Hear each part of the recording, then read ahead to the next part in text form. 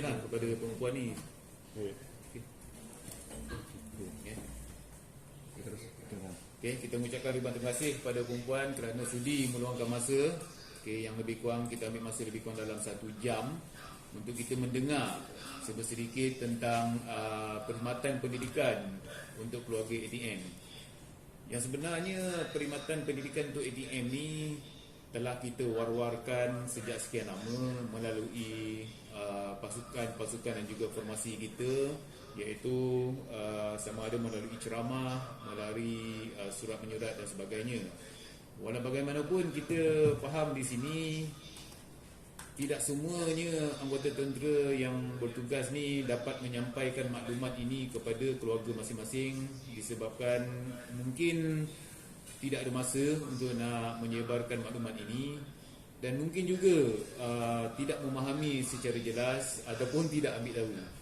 Jadi usaha ataupun inisiatif bakat 3 division pada hari ini untuk memberi peluang kepada bahagian pendidikan untuk menerangkan perkhidmatan pendidikan untuk keluarga ATM, satu inisiatif yang sangat dipuji. So, sekurang-kurangnya datin-datin dan perempuan di luar sana, walaupun kita jalankan ceramah ini secara maya, dapat juga mengikuti apakah perkhidmatan pendidikan yang ditawarkan oleh ATM untuk keluarga-keluarga anggota ATM. Okay. Seterusnya, next.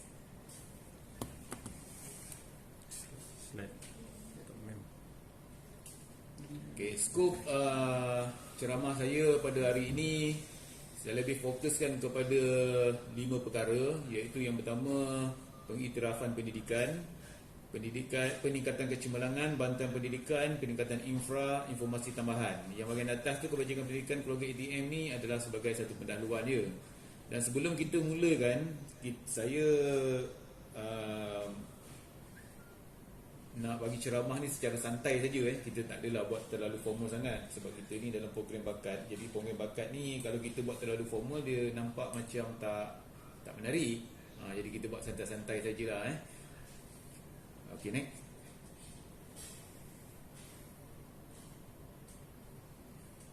Okay, kita tengok pendahuluan yang saya kemukakan di sini adalah ini kita fahamkan dulu apa konsep yang saya nak sampaikan dalam ceramah ni. Okay, yang pertamanya, terdapat pelbagai program ataupun aktiviti pendidikan yang ditawarkan, yang ATM tawarkan kepada keluarga. Yang ini kita kena ambil tahu yang ditawarkan, maksudnya banyak benda yang ditawarkan. Jadi kita kena tengok, saya akan listkan nanti satu persatu apakah program ataupun aktiviti yang ditawarkan. Yang kedua, tawaran program dan aktiviti ini merupakan satu inisiatif. Inisiatif yang diambil oleh pihak ATM melalui Jabatan Darah Pendidikan dan juga semua pegawai dan jurulatih pendidikan di formasi dan pasukan, untuk mengiktiraf kecemerlangan akademik yang anak-anak dan juga kepada ahli keluarga yang lain, iaitu pasangan, dan juga untuk membantu meningkatkan prestasi akademik, dan yang menarik kat sini ialah dapat meringankan bebanan kewangan bagi sesuatu keluarga dalam ATM. Okay, next.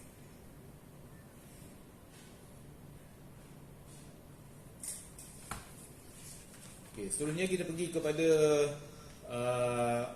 skop yang pertama tadi, yang saya beritahu tadi, iaitu pengiktirafan pendidikan. Okay, pengiktirafan pendidikan ni merupakan satu inisiatif untuk kita mengiktiraf keluarga kita, iaitu yang terdiri pada pasangan dan juga anak-anak yang cemerlang dalam pendidikan, yang mana kita iktiraf ni melalui anugerah kecemerlangan akademik yang kita panggil sebagai AKP, dan juga kita ada juga mengiktiraf melalui Derma Siswa Tabung Pendidikan Kanak-kanak Angkatan Tentera yang dipanggil TPKKAT. Okay, next. Kita tengok anugerah kecemerlangan pendidikan ni, dia ada beberapa kategori. Okay. Tujuannya adalah untuk mengiktiraf anak-anak ATM yang cemerlang dalam peperiksaan utama yang kita panggil sebagai UPSR, PT3, SPM dan juga IPTA dalam satu majlis yang biasanya kita dirancangkan, dirasmikan oleh Menteri Pertahanan, ataupun kalau tak dapat pun Timbalan Menteri Pertahanan, macam itulah, yang pernah juga dibuat oleh Setiausaha Kementerian Pertahanan. Dan untuk yang bawah tu, kadar skim tanggungan siswa tu, nanti saya akan terangkan secara detail selepas ni. Okay, next. Okay, kita tengok IPTA. Yang ini kebanyakan ni kadang-kadang kita terlepas pandang anak-anak kita yang telah berjaya mengikuti pengajian di peringkat institusi pengajian tinggi. Okay, yang ini kita sebenarnya apabila anak-anak kita ditawarkan oleh pihak universiti sama ada IPTA ataupun IPTS dalam tahun semasa, anak-anak kita ni layak untuk menerima insentif dari ATM, iaitu sebanyak RM1,000 dan juga sijil penghargaan.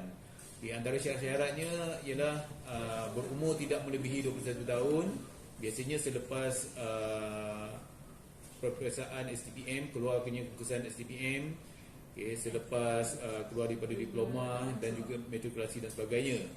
Okay, tarikh tutup permohonan untuk bagi mendapatkan insentif ini adalah pada 31 Januari bagi setiap tahun.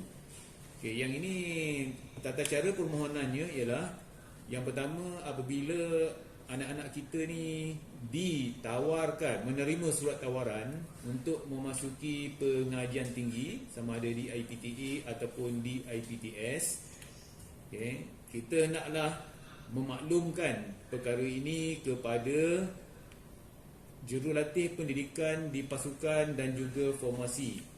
Okay, dengan cara kita kena, antara dokumen yang perlu kita sediakan ialah, yang pertama, surat tawaran mesti ada. Surat tawaran yang bawa surat tawaran yang original dan juga salinan yang telah disahkan oleh pasukan. Yang pertama. Yang kedua, buku akaun. Kita kena buka buku akaun.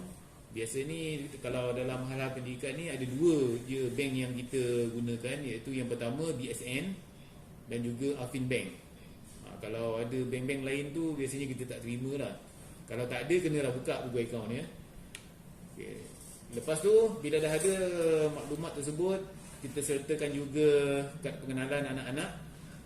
Kita sertakan kad pengenalan bapa ataupun ibu yang bekerja dengan ATM, dan seterusnya pergi ke pejabat pendidikan di pasukan terformasi dan serahkan dokumen-dokumen tersebut untuk diproses dan dihantar ke Jabatan Arah Pendidikan.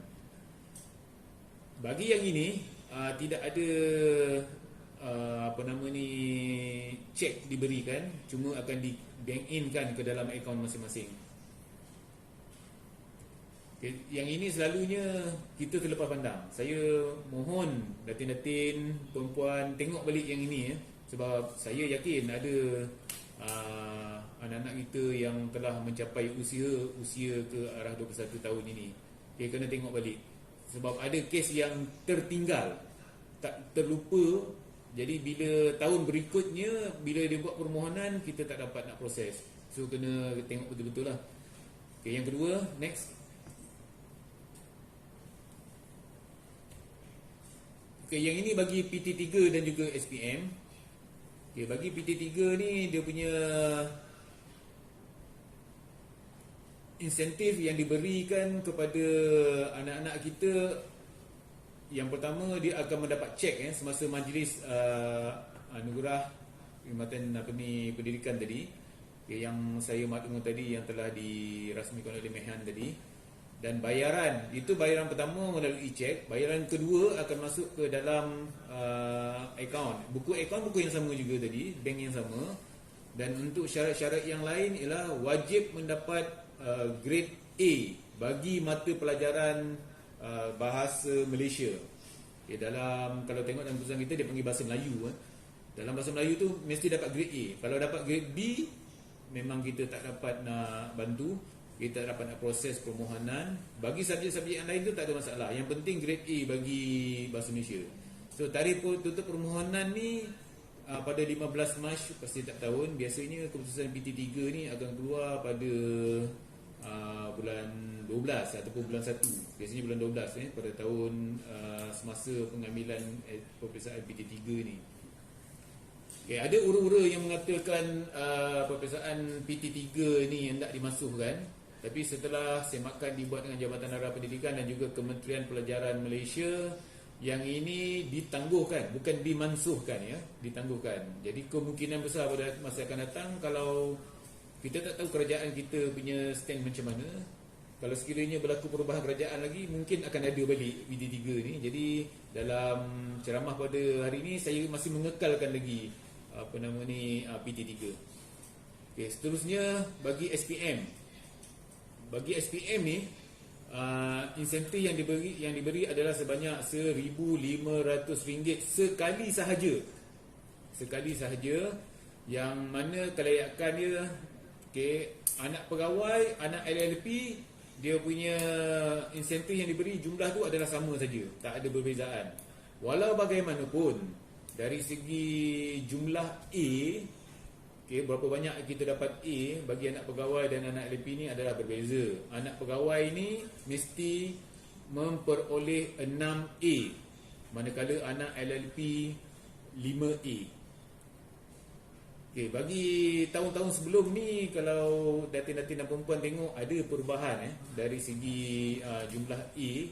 Sebab tahun sebelum ni ada anak pegawai 7A, anak LLP 6A dan sebagainya. Tapi syarat yang baru yang dikeluarkan oleh Lembaga Tabung Angkatan Tentera, anak pegawai 6A dan juga anak LLP 5A.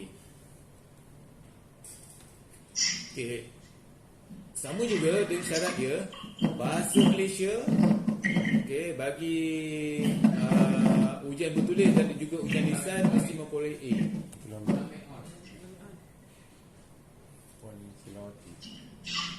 Manakala tarikh untuk permohonan mestilah 30 hari selepas keputusan diumumkan. Baru-baru ni diumumkan pada pertengahan bulan Mac tak silap saya. Jadi kena mohon sebelum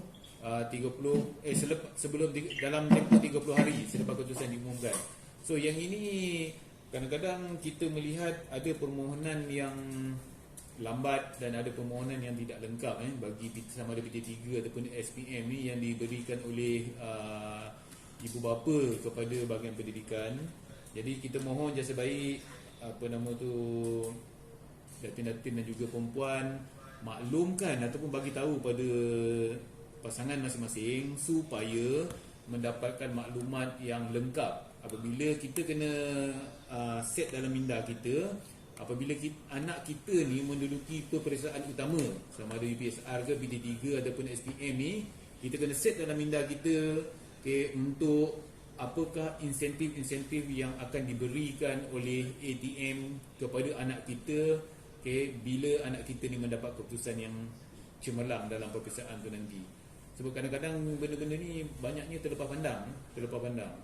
So bila terlepas pandang, bila tak dapat, kadang-kadang kita ni menyembang dengan kawan-kawan kita kat sebelah semua kan. Tapi ada kalanya bila kawan kita beritahu, kita rasa macam tertinggal. Kenapa kita tak tahu? Jadi kita set siap dalam minda kita supaya perkara-perkara macam ni ada dan kita ambil berat. Apabila anak kita nak ambil exam saja, kita benda-benda ni kita dah tahu dah. Dan benda ni juga kita boleh jadikan satu motivasi ataupun perangsang kepada anak-anak kita. Kita boleh beritahu mereka, kalau mereka belajar pandai, dapat keputusan yang cemerlang, bukan setakat mak ayah ataupun saudara mara sahaja yang bagi mungkin hadiah ke, cenderati dan sebagainya, tetapi ATM juga bagi juga insentif dalam bentuk kewangan dan juga dalam bentuk sijil penghargaan. Dan sekiranya kita bernasib baik, kita akan berada, anak-anak kita ni akan berada di MINDEF untuk menerima sendiri cek dan juga sijil ni daripada Menteri Pertahanan. Next.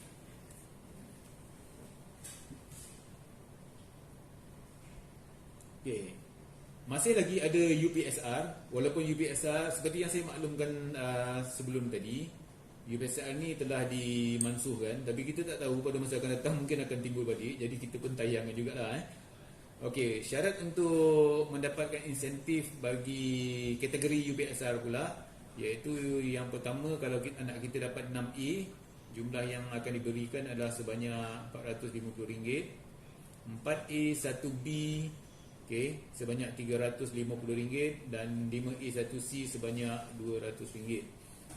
Yang ini syarat wajibnya ialah bahasa Malaysia. Bahasa Malaysia ataupun bahasa Melayu ni mestilah mendapat grade A dalam kategori pemahaman dan juga penulisan. Dalam UPSR ni dia ada kategori dia, pemahaman dan penulisan. Dan bayaran yang dibuat bagi kategori ini adalah sebanyak 3 kali. Kali pertama akan di-bank in-kan ke dalam secara automatik, bila kita dah hantar permohonan kita yang lengkap tadi tu, kali pertama ni akan di-bank in-kan ke dalam akaun kita. Manakala kali kedua dan kali ketiga, sebelum insentif tersebut dimasukkan ke dalam akaun kita, kita mestilah menghantar laporan akademik akhir tahun sebelum 28 Februari. So yang ini selalunya lah yang kita lupa. Macam mana kita nak buat benda ni ialah kita kena pergi sekolah, kena minta dekat sekolah laporan akademik akhir tahun sebelum 28 Februari. Jadi selepasnya dapat laporan akademik yang telah disahkan oleh pihak sekolah, kena hantar ke sel pendidikan, dan sel pendidikan akan proses permohonan tersebut untuk hantar ke Jabatan Arah Pendidikan, dan seterusnya. Bila dah ada semua tu lengkap, barulah akan dimasukkan ke dalam akaun anak kita pada tahun yang kedua dan pada tahun yang ketiga.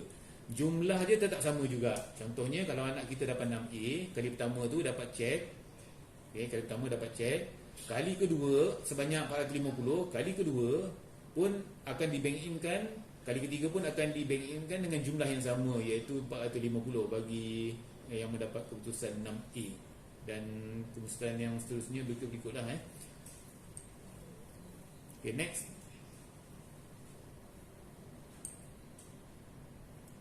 Selain daripada itu, kadang-kadang kita pun memahami juga anak-anak kita ni ada yang pandai belajar, ada yang kurang sikit. Yang kurang sikit ni, kita berterima kasih kepada pihak ATM. ATM masih lagi memberi insentif kepada anak-anak kita. Bagi kategori UPSR ni kita panggil sebagai role model.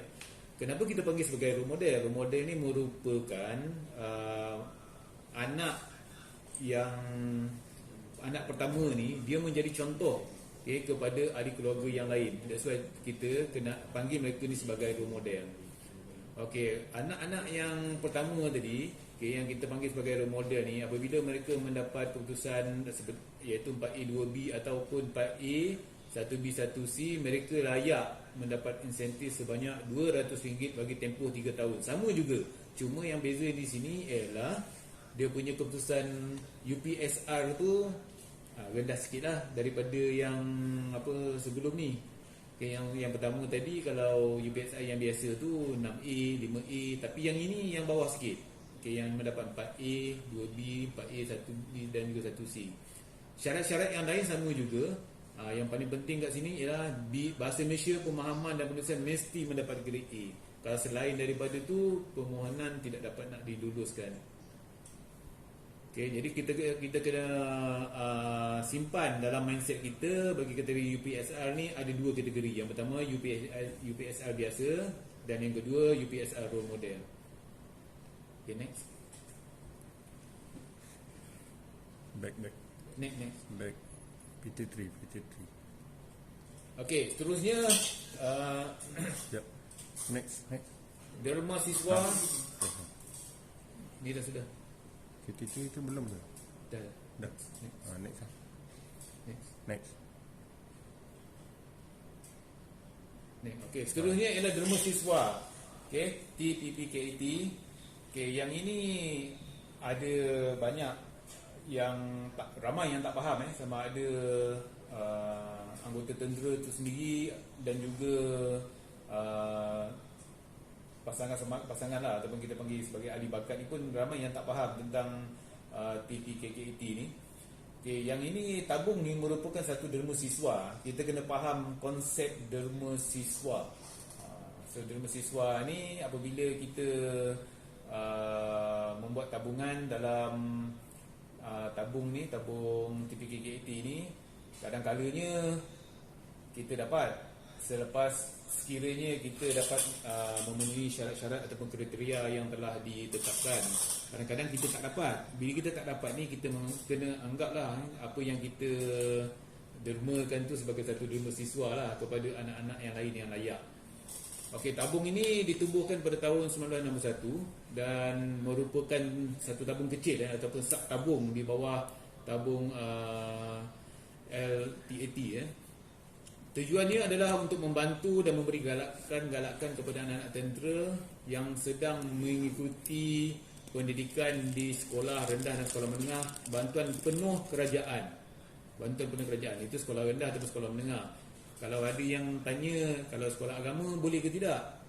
So sekolah agama tu kita kena tengok kategori dia. Adakah dia bantuan penuh kerajaan ataupun tidak? Okey, kalau bantuan penuh kerajaan, ya. Kalau tidak, tak dapatlah. Tapi kebanyakan sekolah agama ni dia adalah di bawah negeri di bawah Majlis Agama Negeri. So biasanya kalau bawah Majlis Agama Negeri ni memang tak layak dapatlah. Dan juga kalau anak kita bersekolah di sekolah swasta misalnya pun tak dapat juga. Yang dimasukkan sekolah bantuan penuh kerajaan ni macam sekolah SMK, sekolah menengah kebangsaan, sekolah kebangsaan, itu maksudnya bantuan penuh kerajaan.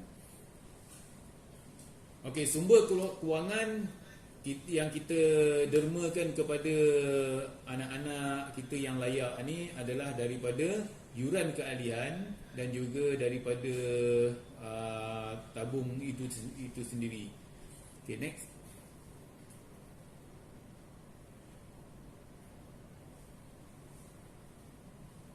Okey, yuran keahlian. Yuran keahlian ni kita ada dua kategori, itu kategori pegawai dan juga kategori LLP. Bagi kategori pegawai, jumlah derma siswa yang kita buat potongan adalah sebanyak RM50 sebulan. Selepas kita diterima menjadi ahli, potongan adalah sebanyak RM50 sebulan. Manakala bagi anggota LLP adalah sebanyak RM10 sahaja, untuk setiap bulan. Okey, cara pembayaran bagi ahli-ahli tabung yang masih berkhidmat akan dibuat melalui potongan gaji. Yang ni untuk pengetahuan datin dan juga perempuan. Bagi potongan gaji ni adalah potongan gaji daripada pasangan kita, daripada suami kita lah. Bukan, memang kita faham ada peruntukan yang kita potong untuk isteri kita, yang itu tak termasuk. Dia direct kepada pasangan kita atau suami kita, suami pada perempuan. Okey, manakala bagi ahli-ahli yang telah bersara, ataupun balu, bayaran boleh dibuat melalui pos atas nama Tabung Kebajikan Angkatan Tentera sekiranya ingin meneruskan keahlian bagi tabung ini. Okay, next.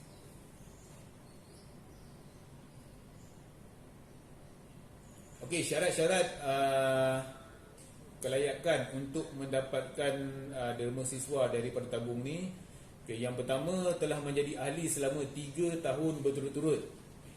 Ada juga soalan-soalan sebelum ni yang tanya, okay, saya dah jadi ahli pada tabung ni, saya bayar sebanyak RM10 setahun. Tapi untuk nak melayakkan saya mendapatkan derma siswa ni, saya bayar sekali RM30. Boleh ke tak boleh? So memang tak boleh, sebab syarat dia mesti menjadi ahli selama 3 tahun. Bukannya jumlah, bukan jumlah bayaran, tetapi 3 tahun berturut-turut barulah layak untuk mendapatkan derma siswa ni. So yuran terkumpul minima untuk LLP adalah sebanyak RM30, iaitu maksudnya kalau setahun tu kita buat tabungan, dan seterusnya pegawai RM150. Okay. Untuk kelayakan seterusnya ialah syarat seterusnya ialah untuk mestilah mempunyai anak-anak yang belajar dari tahun 3 tingkatan 5 di sekolah bantuan penuh kerajaan.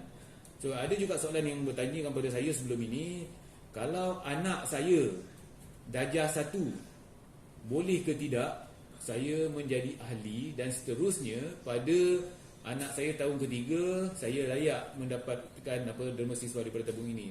Jawapannya ialah boleh, tak ada masalah. Sebab kelayakan untuk menjadi untuk mendapatkan derma siswa ni adalah setelah menjadi ahli selama 3 tahun.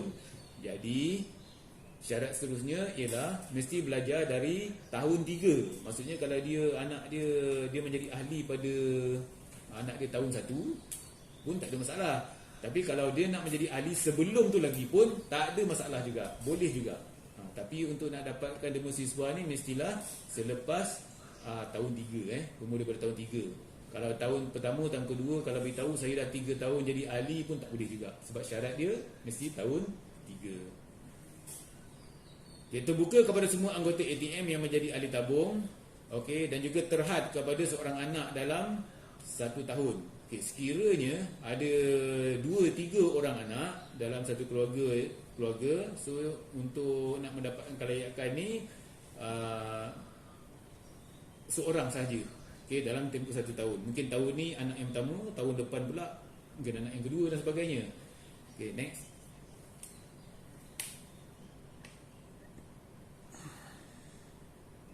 Kadar derma siswa yang diberikan kepada yang layak bagi tahun 3, 4 dan 5 sebanyak RM200. Tahun 6 RM250, tingkatan 1 dan 2 RM300, tingkatan 3 RM350, tingkatan 4 RM400 dan tingkatan 5 RM450.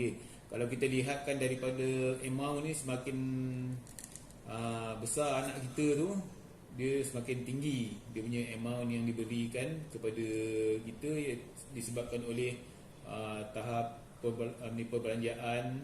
Mungkin buku-buku dan sebagainya adalah lebih tinggi, berbanding dengan tahun 3, 4, 5 dan seterusnya. Next.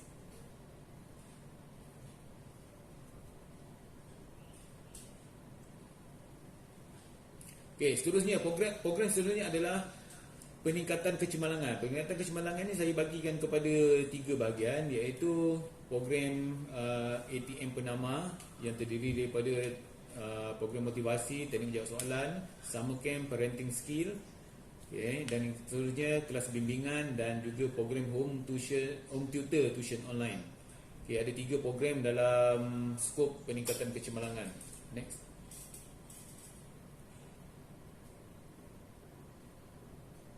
Kita tengok program yang pertama, iaitu program ATM, program motivasi. Program motivasi ni dia dilaksanakan secara ceramah, dan mungkin juga dilaksanakan secara dalam kumpulan, bergantung kepada penceramah. Penceramah kat sini ditetapkan oleh pihak penama, sebab program motivasi ini adalah program usaha sama antara penama dan juga bahagian pendidikan. Kita fokuskan, program ini difokuskan kepada anak-anak ATM yang menduduki peperiksaan utama sahaja, UPSR, PD3 dan juga SPM. Kalau tanya anak saya tingkatan 4, anak saya tingkatan 2, boleh ke tidak kita join program motivasi ni? Jawapannya tidak boleh, sebab anak yang tingkatan 2 dan tingkatan 4 tadi kita ada program yang lain pula. Ini untuk yang nak ambil exam saja. Sebab yang ini dia lebih fokuskan kepada teknik menjawab soalan peperiksaan. Macam mana kita nak jawab soalan. Sebab kita kadang-kadang kita belajar kat sekolah, anak-anak kita ni belajar, kalau sekarang ni tak boleh pergi sekolah, musim PKP, belajar secara online. Tapi adakah anak kita ni mahir untuk nak menjawab soalan? Kemungkinan telah diterangkan oleh guru-guru di sekolah. Walau bagaimanapun, ATM ni mengambil satu inisiatif, kita bagi juga peluang kepada anak-anak kita ni untuk mengikuti ceramah oleh penceramah yang telah ditetapkan oleh penama, untuk mengetahui dengan lebih mendalam lagi teknik-teknik untuk menjawab soalan peperiksaan. Untuk program ni segala sajian yang sama oleh penceramah, ataupun kalau kita secara bersemuka, segala sajian dia akan ditanggung oleh 3AT, Tabung Kebajikan Angkatan Tentera. So maksudnya di sini ialah apabila sel pendidikan, pasukan dan juga formasi membuat satu program, melaksanakan program motivasi ini. Okay, kita minta semua anak-anak yang akan ambil UPSR PT3 SPM ni datang menghadiri program tersebut secara bersemuka, yang biasanya kita buat di Dewan lah. Yang lepas ada kita buat di Dewan Perwira. Jadi kesemuanya ditanggung oleh TKAT. So anak-anak kita ni hadir sebagai peserta untuk mendapatkan ilmu daripada program ni. Okay. Next.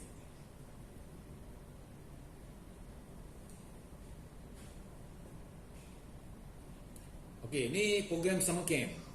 Program summer camp ni, kalau tadi program motivasi tadi kita fokuskan kepada anak yang akan mengambil peperiksaan utama, tapi untuk summer camp ni kita fokuskan kepada anak yang berada di tingkatan 2 dan juga di tingkatan 4. Okey, apa yang dikatakan program summer camp ni? Program summer camp ni program dipanggil program lasak. Program lasak kita laksanakan secara outdoor, okey, di luar. Macam yang lepas kita buat di kalau di Terendak ni kita buat dekat Padang Jasmani, Padang Cawangan Jasmani. So kita akan naikkan kemah dekat Padang tu. Lepas tu anak-anak kita ni akan menyertai program ni. Biasanya dia akan ambil selama 3 hari lah. Dia akan tidur kat situ.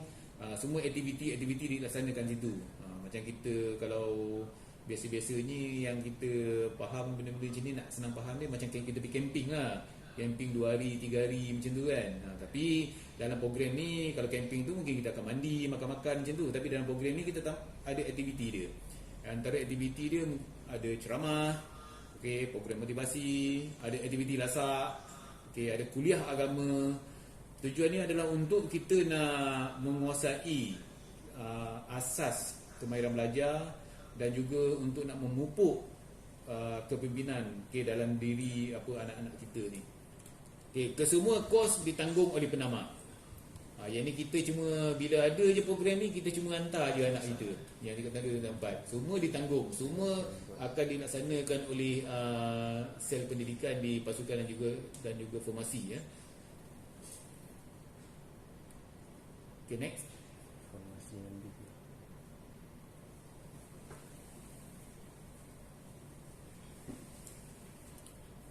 Okay, selain daripada program motivasi summer camp yang kita fokuskan kepada anak-anak, tak lupa juga ATM menawarkan juga program untuk ibu bapa yang kita panggil sebagai parenting skill. Okay, parenting skill ni tujuannya adalah untuk nak memberikan kesedaran kepada ibu bapa ni akan kepentingan pencapaian akademik anak-anak. Okay, program ni dilaksanakan dalam bentuk ceramah dan juga aktiviti kumpulan. Okay, dan seperti disebabkan program ni sama dengan penama, jadi penceramahnya datangnya daripada penama. Apa yang kita laksanakan di sini ialah bila kita laksanakan program parenting skill ni, kita akan minta pasukan-pasukan ataupun formasi ini hantar anggota-anggota tentera dan juga pasangan dia untuk menghadiri program ini. So program ini yang lepas kita tak dapat nak laksanakan disebabkan COVID. Jadi insya-Allah tahun hadapan kita akan cuba merancang program ni. Kita akan buat kat 3 div ni lah. Okay, di bawah 3 div iaitu di Dewan Perwira. So bagi program ni yang sebenarnya inisiatif ni diambil disebabkan oleh kita faham bila kita duduk di pasukan dan juga formasi ni, anggota tentera ni agak sibuk dengan aktiviti di yang dijalankan oleh pasukan masing-masing. Kadang-kadang kita tengok anggota tentera ni bila balik saja ke rumah dah penat. Dia dah penat, dia nak berehat, dia nak tidur, dan besok dia akan teruskan lagi rutin kerja seperti yang telah disarankan oleh pasukan. So masa untuk ibu bapa kita ni nak ambil tahu, nak ambil berat terhadap pendidikan anak-anak ni ataupun pendidikan keluarga dia sendiri memang sangat terhad. Okay? Kena pula kalau duduk kat 3 div ni macam-macam aktiviti yang dilaksanakan. Jadi adakah anggota tentera itu sendiri dapat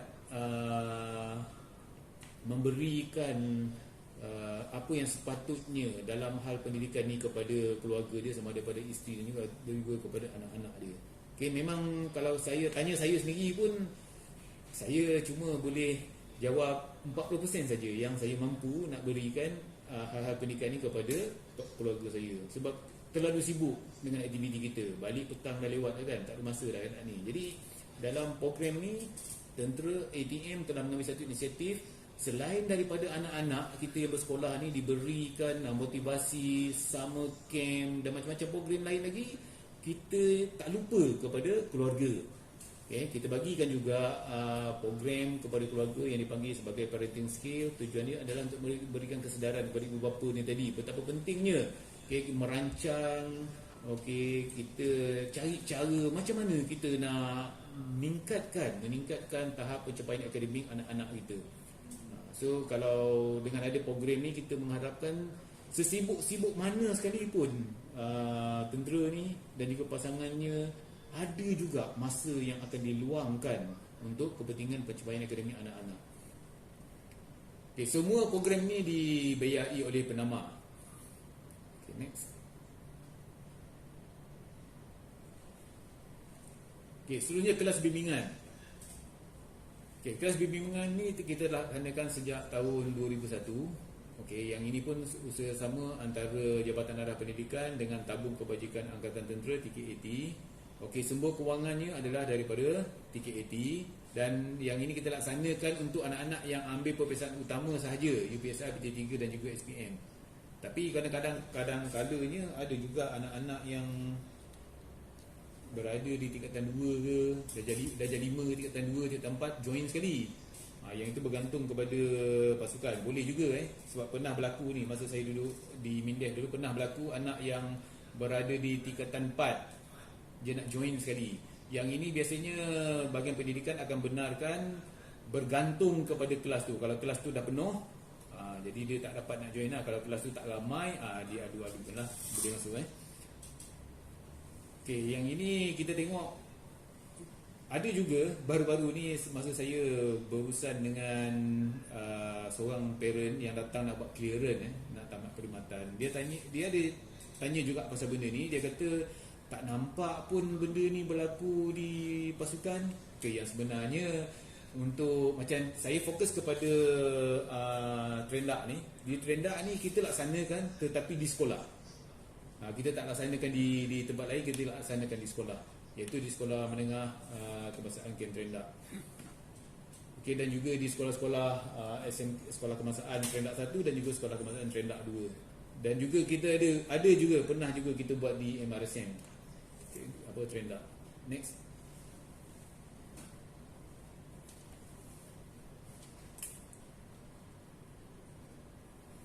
Okey. Pelaksanaan untuk kelas bimbingan ni, yang pertama mestilah bersesuaian dan tidak bertindih dengan jadual sekolah. Okey, maknanya di sini ialah bila kita nak merancang melaksanakan kelas bimbingan ni, kita tengok sekolah ni, dia biasanya sekolah ni pagi pukul 7.30 dia akan masuk, dia akan habis sampai pukul 2.30 ataupun 2 suku macam tu. Dan selepas tu ada aktiviti co-curriculum. Okay, waktu petang akan habis lebih kurang dalam pukul 5. Jadi biasanya kelas bimbingan ni kita akan laksanakan pada sebelah malam ataupun pada cuti sekolah. Kita laksanakan cuti sekolah ataupun pada waktu malam. Okay, bergantung kepada kesesuaian. Dan ada juga sekolah yang melaksanakan kelas bimbingan ni selepas pukul 5, iaitu selepas tamat aktiviti kurikulum, dia terus melaksanakan aktiviti kelas bimbingan ni. Okay, boleh juga, tak ada masalah. Itu bergantung kepada pihak penganjur lah. Macam ni pihak penganjurnya, bahagian pendidikan dan juga pihak sekolah. Okay, jumlah pelajar tidak kurang daripada 15 orang. Ini yang saya beritahu tadi. Kalau pelajar tu ada 12 orang, 13 orang dalam satu kelas tu, boleh ke tidak yang tingkatan 2, tingkatan 4 ni join? Nak sertai sekali? Boleh, tak ada masalah. Okay, subjek yang kita fokuskan bagi kelas bimbingan ni iaitu subjek sains, matematik, bahasa Melayu dan juga bahasa Inggeris. Ada 4 subjek saja yang kita fokuskan. Okay. Kalau ada yang bertanya, boleh ke tidak subjek-subjek yang lain, agama ke, sejarah ke, geografi ke, tidak. Kita tak masukkan subjek-subjek itu. Kita masukkan 4 subjek teras ni saja. Okey, masa bagi pelaksanaan kelas bimbingan ni mengikut kategori iaitu UPSR selama 5 jam. Okay, dalam tempoh seminggu. dan juga PT3 ataupun SPM selama 7 jam seminggu. Okay, next.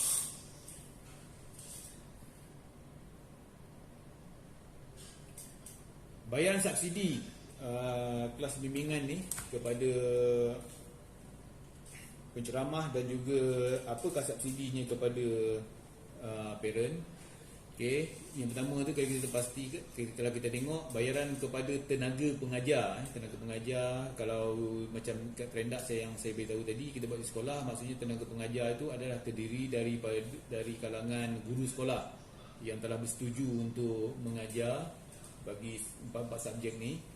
Dan manakala kalau kita laksanakan di pasukan, tenaga pengajarnya adalah terdiri dari jurulatih ataupun pegawai pendidikan di pasukan. Okey, bagi kategori UPSR, jumlahnya bayaran adalah sebanyak RM20 1 jam selama seminggu. Manakala PT3 adalah sebanyak RM25 dan SPM adalah sebanyak RM30 1 jam bagi seminggu. Yang ini yang kita bayar kepada tenaga pengajar. Okey, bagaimana pula subsidi untuk ibu bapa?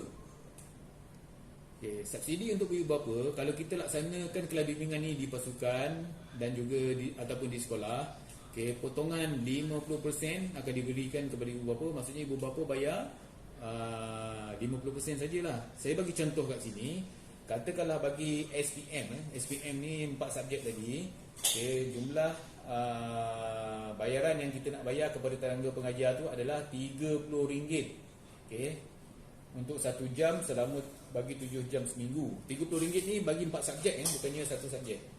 So apa yang berlaku kat sini ialah kalau kita kirakan SPM ni 1 jam RM30, seminggu adalah selama 7 jam saja yang dibenarkan. Jadi jumlah yang kita kena, yang parent sepatutnya bayar adalah sebanyak RM210 bagi seminggu. Yang parent kena bayar RM210 seminggu bagi 4 subjek.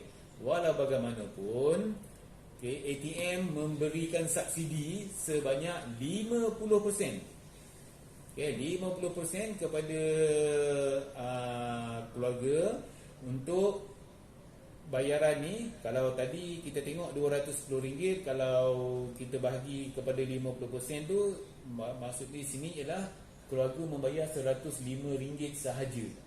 RM105 sahaja selama seminggu. Yang selebihnya ditanggung oleh ATM lah, melalui tabung tiket AT tadi. So 50% diberi ni. Kalau kita pergi dekat luar RM30 bagi 4 subjek, kita tetap akan bayar sebanyak RM210. Tidak ada subsidi langsung.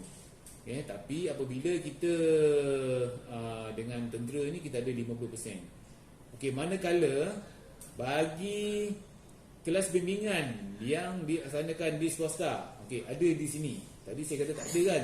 Yang sebenarnya ada. Okey, tapi subsidi yang diberikan adalah sebanyak RM25 saja untuk kelas bimbingan swasta. Contohnya di Masjid Tanah ni, bayaran kepada tenaga pengajar.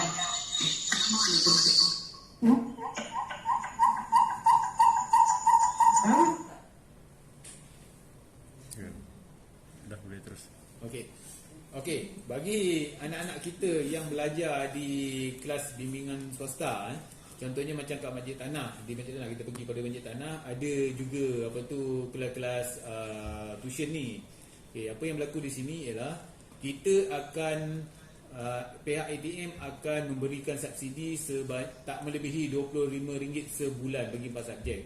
So apa yang berlaku di sini ialah, saya ambil satu contoh yang tu tadi. Kita ambil SPM juga, okey, RM30. So kalau 4 subjek di sekolah ni, di swasta ni, 4 kali 3 12, RM120 selama seminggu. Okay, jumlah jam tu bergantung pada pihak swasta, kelas tuition tu tadilah. Segitu kita membayar RM120 seminggu kepada pihak pusat tuition swasta. Tapi dengan ATM ni kita akan bagi subsidi sebanyak RM25 sahaja. Okay, ini bermakna parent akan bayar sebanyak RM95 kepada pihak swasta, yang bakinya RM25 itu akan dibayar oleh ATM. Macam mana ATM nak bayar? Okey, apa yang berlaku di sini ialah apabila anak-anak kita pergi kepada kelas bimbingan swasta, kita kena maklumkan kepada Setiausaha Pendidikan. So Setiausaha Pendidikan akan ambil data-data ataupun maklumat yang sepatutnya dan akan majukan kepada Jabatan Arah Pendidikan. So Jabatan Arah Pendidikan akan membuat pembayaran kepada pihak ataupun pusat tuition yang tempat anak kita pergi belajar tu, iaitu RM25 saja yang dibagi subsidi.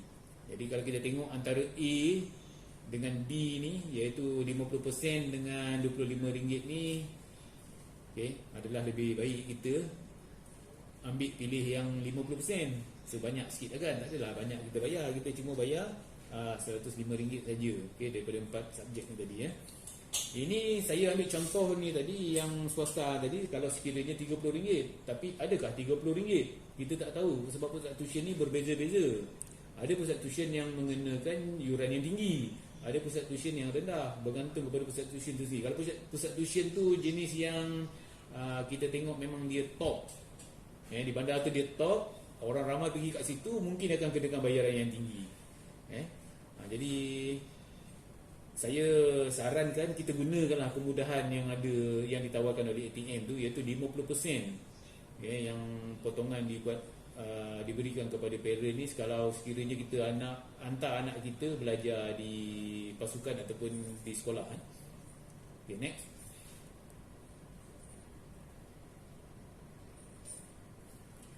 Home tutor tuition online. Untuk nak bagi mantap lagi anak-anak kita ni dalam peningkatan prestasi akademik dia, terutama sekali pada masa sekarang ni, musim PKP ni, anak-anak kita ni tak boleh nak pergi sekolah. Sekolah juga kita faham ada melaksanakan PDPR secara online. Walaupun adakah, kita boleh tanya juga, adakah itu cukup untuk anak-anak kita? Kadang-kadang anak kita ni lebih advance daripada kita kan. Anak kita ni dia menggunakan handphone dia ke ataupun dia punya laptop dia, PDPR yang dilaksanakan oleh pihak sekolah. Lepas tu dia guna pula another site dalam telefon dia untuk pergi WeChat dengan kawan-kawan ke, pergi tengok Facebook ke dan sebagainya. Jadi keberkesanan pembelajaran secara PDPR yang dibuat oleh sekolah tu, kita pun bergantung pada individu tu sendirilah.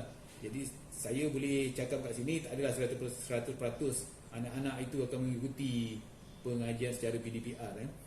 Jadi ATM telah mengambil satu inisiatif yang baru untuk memperkenalkan satu program yang dipanggil Home Tutor Tuition Online untuk meningkatkan lagi tahap pemahaman anak-anak kita ni untuk menjawab soalan-soalan UPSR, PD3 dan SPM. Dalam program ni kita disediakan sebanyak 80,000 bank soalan. Ini soalan-soalan perpisahan yang lepas-lepas, perpisahan percubaan, perpisahan yang sebenar, dan juga ada juga perpisahan yang diambil daripada sekolah-sekolah kelas tertinggi. So program ni kita boleh kita boleh akses menggunakan telefon bimbit pun boleh, dan juga boleh menggunakan laptop ataupun menggunakan tablet. Untuk nak mengakses program ni, ID diberikan kepada pihak sekolah dalam camp, atau juga kepada pegawai atau staf jurulatif pendidikan di formasi dan pasukan. Kita ada ni untuk anak-anak kita nak akses ni, dia ada dia punya ID dia dan password dia. So ID bagi setiap kategori peperiksaan ni, macam SPM, ATM, S001 dan password dia ATM 123. Jadi untuk membolehkan kita mengakses Home Tutor Tuition Online ni, mesti dapatkan ID ni yang pertama. Dan yang kedua, mendapatkan ID ni, macam mana cara nak dapatkan ID ni, kena tanya pihak sekolah. Sebab bahagian pendidikan dia dapat saja dia punya program ni, dia akan berikan kepada sekolah. Jadi cikgu sekolah dalam kelas tu dia dah tahu dah benda-benda yang ni semua. Kalau sekiranya cikgu tak tahu, kena patah balik kepada pendidikan, dan pendidikan akan bagi kepada parent yang bertanya tu dah. Dan yang ini akan dipantau oleh Jabatan Arah Pendidikan. Kita akan tahu jumlah anak-anak kita berapa orang anak kita yang access tutor tuition online ni. Okay, data yang saya ada sekarang ni pada bulan 1, bulan 2 tahun lepas, tahun ni, bulan 1, bulan 2 tahun ni menunjukkan jumlah pendekatan yang ramai mengakses home tuition online ni disebabkan anak-anak kita ni menggunakan kemudahan yang ada di sekolah. Kat sekolah kita ada line internet free dan juga kita ada komputer yang kita boleh akses di makmal sekolah, makmal IT. Walau bagaimanapun bermula daripada bulan 3 sehinggalah sekarang ni dengan kita ada pandemik COVID-19 ni, jadi jumlah anak-anak yang mengakses tuition online ni dah berkurangan. So ada survey yang kita buat sebelum ni, kita tanya kenapa berlaku macam ni. Jawapannya yang diberikan oleh pelajar-pelajar ni ada 2 saja, iaitu yang pertama, internet access di rumah tak kuat, slow, jadi tak boleh nak access yang tuition online ni. Itu yang pertama. Yang kedua, tidak ada laptop, telefon bimbit ataupun tablet lah yang sesuai yang boleh mengakses tuition online ni. Jadi jumlah peratus dia menurun dengan mendadak. Jadi kita mengharapkan dengan bukanya sekolah pada akan datang pada bulan 10, bulan 11 ni, kita mengharapkan anak kita ramailah yang akan mengakses semula tuition online ni.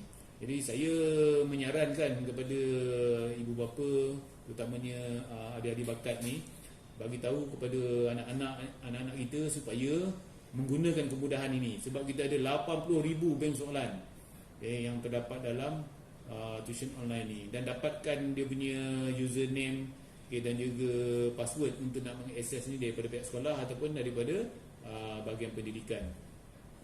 Next.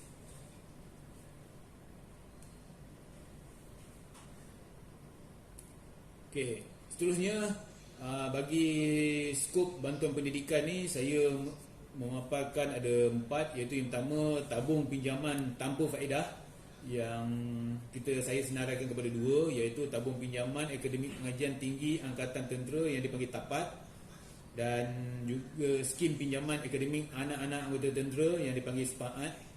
Seterusnya, subsidi yuran taska, bantuan awal persekolahan dan juga kotak kemasukan anak-anak ATM ke institusi pengajian.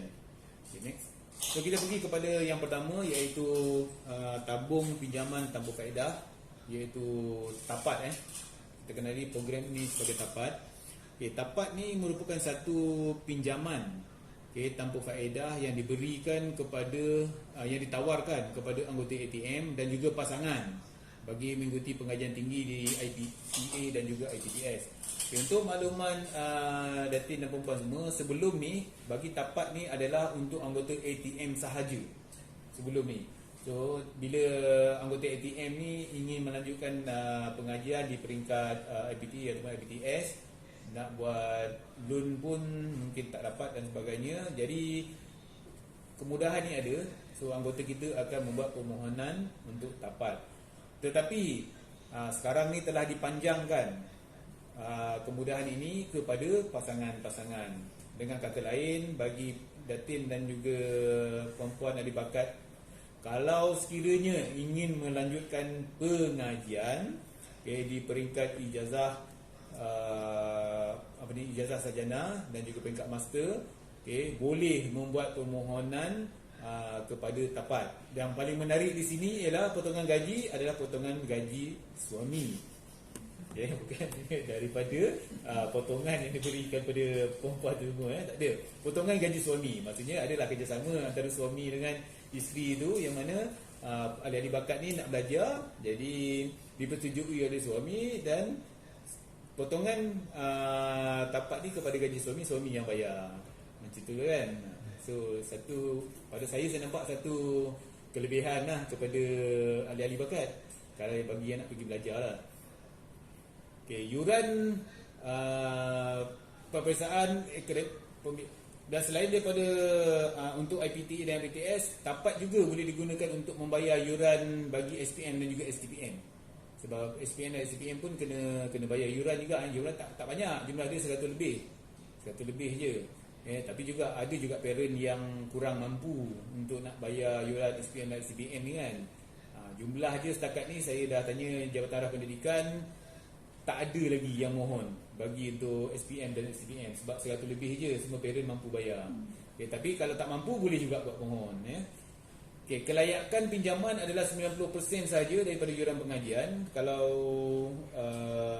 yuran pengajian ni sekarang ni kalau kita tengok di peringkat sarjana misalnya, yuran pengajian dia tak banyak, lebih kurang dalam 10 ke 10,000 je, lebih kurang 10,000, dalam 11,000, 12,000 dan sebagainya. Kalau kita punya yuran pengajian tu sebanyak 10,000, yang akan dibayar oleh tapat, yang akan dibayar oleh tentera melalui tapat ni adalah sebanyak 9,000 saja. Dan itu kalau sebenarnya 10,000 lah. Dan jumlah maksimum bagi yuran pengajian yang diluluskan oleh tapat adalah sebanyak 30,000. Kalau kita pergi pada swasta misalnya, swasta ni dia tinggi yuran pengajian dia. Macam anak saya bagi contoh anak saya. Anak saya baru-baru ni dia ambil IT cyber security dekat Cyberjaya. Yuran pengajian dia sebanyak 42,000. Peringkat ijazah pertama lah. 42,000 sorry. Banyak. So kalau saya mohon tapat, saya cuma dapat 30,000 saja maksimum. Yang lebih tu kena bayar sendirilah. Tapi sekurang-kurangnya kita ada jugalah bantuan yang untuk meringankan kita punya bebanan kewangan.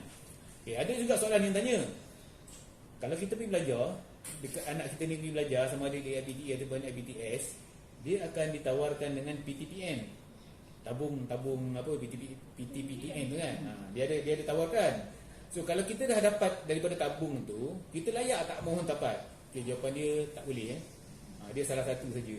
Yang ini kalau kita tak dapat langsung daripada MARA ke tabung PTPTN tu tadi, kita boleh buat pinjaman daripada tapat. So tak perlulah kita nak buat pinjaman daripada koperasi dan sebagainya, sebab yang ini pinjaman ni tanpa faedah. Kalau kita pinjam 20,000, kita bayar balik 20,000. Tanpa faedah, satu sen pun tak dikena dengan faedah. Tapi potongan dia adalah sebanyak selama 60 bulan saja. So 5 tahun saja. Dia tak ada extend kepada 6 tahun, 7 tahun dan sebagainya. Dia 60 bulan saja. So 60 bulan ni 5 tahun lah. Next. Yang saya beritahu tadi, tapat kepada anggota dan juga kepada pasangan. Yang ini pula semangat ni kepada anak-anak kita yang belajar di IPTA, IPTS. So tadi kita maksudnya kalau kita tengok tadi ATM ni dia menyeluruh juga. Dia bantuan-bantuan yang diberikan kepada warga ATM ni, dia bukan tengok kepada anggota dan juga kepada pasangan saja, tapi juga kepada anak-anak. So anak-anak ni pinjaman yang akan dibuat adalah atas nama ayah ataupun mak lah, iaitu yang anggota ATM. Dan seluruhnya kelayakan pinjaman sama juga macam tadi, 90%, maksimum 30,000 dan potongan selama 60 bulan. Sama macam yang tadi, cuma yang ini lebih fokus kepada anak-anak. Next. Selain daripada tapat dan semangat, kita ada juga subsidi bagi yuran taska. Untuk makluman Datin dan puan-puan semua, buat masa ni ada 3 saja taska ATM yang berada dalam camp, iaitu 2 di Mindef dan 1 di sini lah, di 3 division. So penempatan yang kita kat sini, saya dah tulis kat situ, iaitu di kawasan Iam Village di blok JKR 17C, yang berhampiran dengan markas 3 div ni. So dekat sini sayang sekali kalau data yang saya lihat tu, dia ada 13 sahaja anak-anak taska yang bersekolah di taska Little Warrior 3 div ni. Anak tentera kita ada 8 orang saja. Yang hantar kat taska, selebihnya adalah anak awam. Anak awam ni pun datangnya daripada guru-guru yang mengajar di dalam camp ni. So kita tidak menggunakan sepenuhnya. So bagi ibu bapa ataupun perempuan yang duduk di rumah tu consider okey lah. Bagi yang bekerja ni, kebanyakan kita lebih suka hantar kepada rumah-rumah pengasuh. So pilihan mereka sendiri lah kan. Tak salah hantar rumah pengasuh, okey juga. Tapi kalau hantar di Taska ni, selain daripada dijaga ni, tapi diajar juga. Kemahiran tu mungkin akan lebih baik sikit lah daripada bandingkan kita hantar ke rumah pengasuh. Untuk yang Taska ni, ATM memberikan subsidi sebanyak RM180 sebulan. Bagi bayaran bulanan. Tak termasuk pendaftaran. Layak bagi anggota ATM yang berpendapatan isi rumah RM5,000 sebulan, RM5,000 ke bawah. So pendaftaran saya fokuskan kepada Little Warrior dekat Camp 3D ni. Pendaftaran yang dikenakan adalah sebanyak RM350 satu semester, iaitu selama 6 bulan. Manakala iuran bulanan dia bagikan kategori kepada kategori umur. Yang pertama 1 tahun. Kalau anak tu berumur 1 tahun, bayaran sebulannya adalah RM350 sebulan. Jadi tentera bagi subsidi sebanyak RM180. Ini bermakna bagi satu keluarga tu akan membayar sejumlah RM170 sahaja. Daripada RM350, kita cuma bayar RM170 saja. Sebab RM180 telah diberikan subsidi kepada kita. Manakala bagi umur 2 hingga 4 tahun, jumlah dia RM330. Dan ada juga lagi satu kategori transit. Sebelum tu saya jelaskan. Taska ni umur 1 hingga 4 tahun. 1 hingga 4 tahun. So 4 hingga 7 dibagi pada tadika. Kita kena bezakan tu. Ni Taska ni untuk anak-anak kita yang kecil ni lah, 1 hingga 4 tahun. Ada juga kategori transit ni tadi. Kategori transit ni macam Taska kita pun ada juga, iaitu yang mana anak-anak ni yang berumur 5 tahun, 6 tahun, 7 tahun ni yang bersekolah di tadika. Contohnya tadika kemas dalam Camp Rendak ni. Anak-anak belajar di tadika kemas. So parent bekerja pagi petang. Jadi tadika ni dia akan habis pukul 11.30. Tadika kemas habis 11.30 tu tak tahu mana nak letak anak-anak ni. Jadi anak-anak ni tadi ditransitkan di Taska. Ditransitkan di Taska. Jumlah yang dikenakan adalah sebanyak RM150 sebulan. Bagi kategori transit ni tidak ada subsidi. Transit ni tak ada subsidi. Yang subsidi tadi yang betul-betul terserah. Sebab yang subsidi ni adalah fokus kepada anak yang berumur 1 hingga 4 tahun sahaja. Bagi anak yang selain daripada umur tu, walaupun dia sebagai transit duduk kat Taska juga, dia tidak ada subsidi. Dia kena bayar iuran yang penuh, RM150 sebulan. Masanya yang ini, kalau kita tengok Taska ni beroperasi 07.15 hingga 18.00. Ini bermakna kategori C tadi, transit tadi, selepas anak-anak tu balik daripada tadika ataupun sekolah darjah 1, darjah 2 ke, dia transit selepas tamat persekolahan di tadika ataupun sekolah rendah tadi sehinggalah pukul 6 petang. So kalau kita nampak dekat sini, datin-datin dan perempuan Taska ni dia bukan fokuskan kepada nak berikan kemudahan kepada anggota tentera ni. Dia bukan setakat saja nak bagi kepada anak-anak kita yang berumur 1 hingga 4 tahun, tapi juga diberi peluang juga kepada parent-parent ni yang ada anak 5 hingga 8 tahun ni untuk transitkan anak-anak dia, supaya parent ni boleh fokus pada kerja dia dan anak-anak ni akan belajar, akan duduk di Taska, dia akan belajar di sana. Next.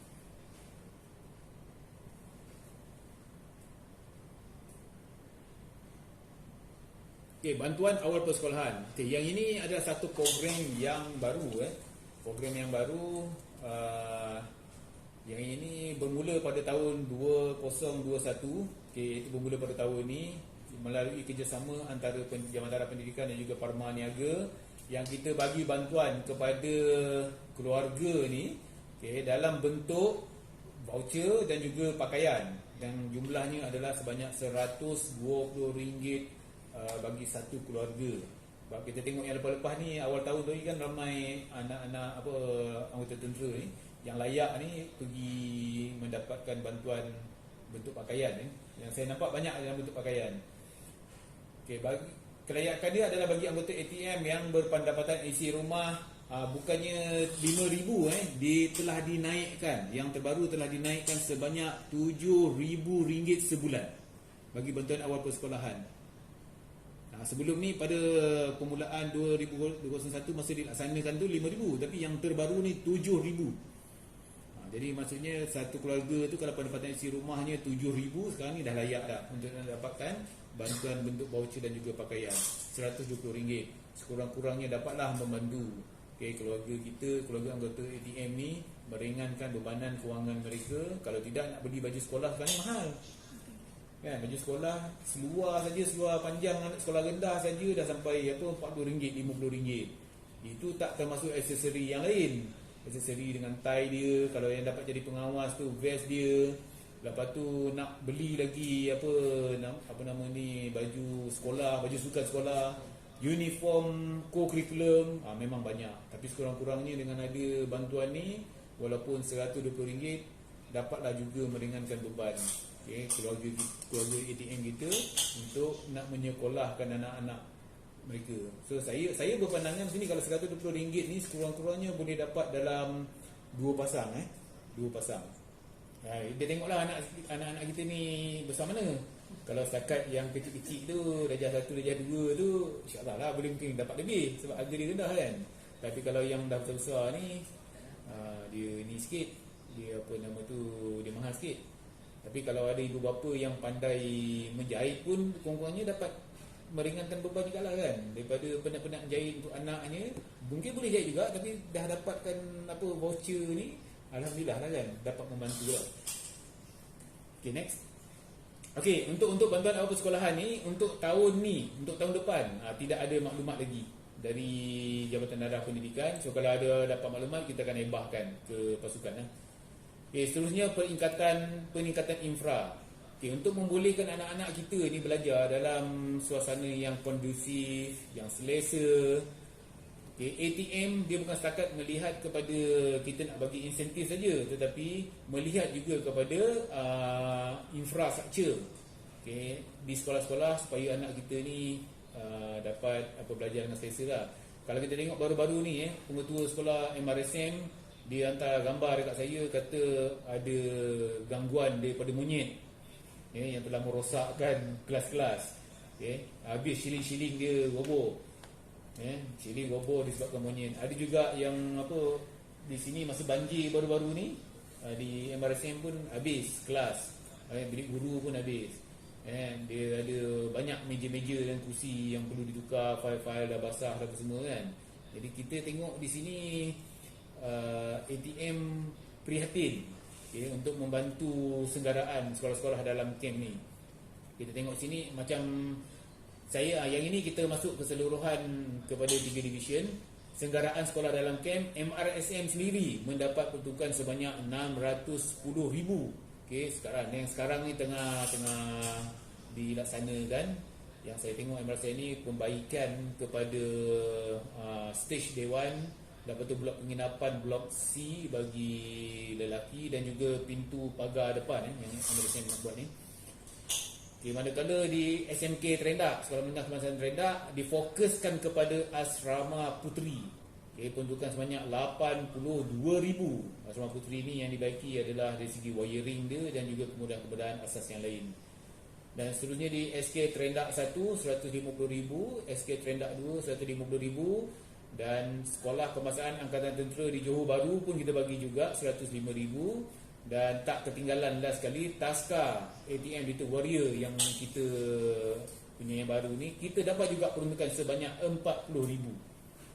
Dan jumlah keseluruhannya bagi 3 division adalah sebanyak 1.137 juta. Peruntukan untuk senggaraan sekolah, tujuannya adalah untuk meningkatkan kemudahan infrastruktur supaya anak-anak kita dapat belajar dengan suasana yang lebih kondusif dan selesa. Okay, next.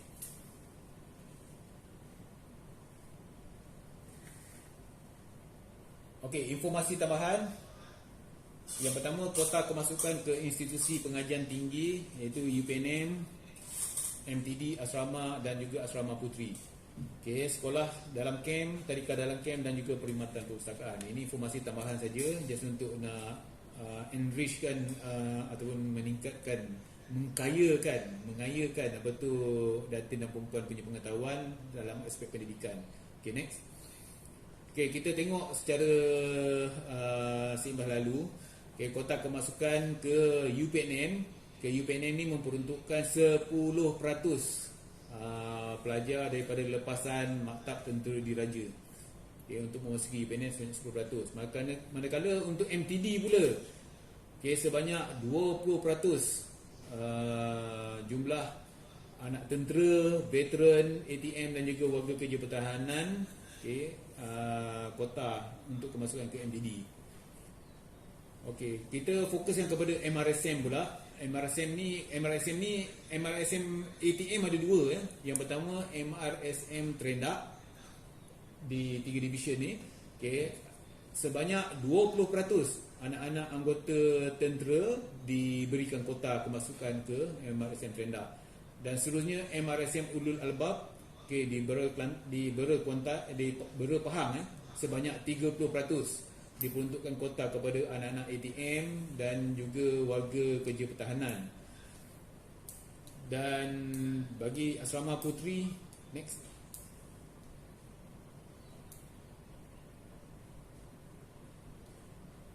Ini apa penjelasan Tadi saya dah sekali lalu. Dan bagi asrama, kita tengok MTD dulu.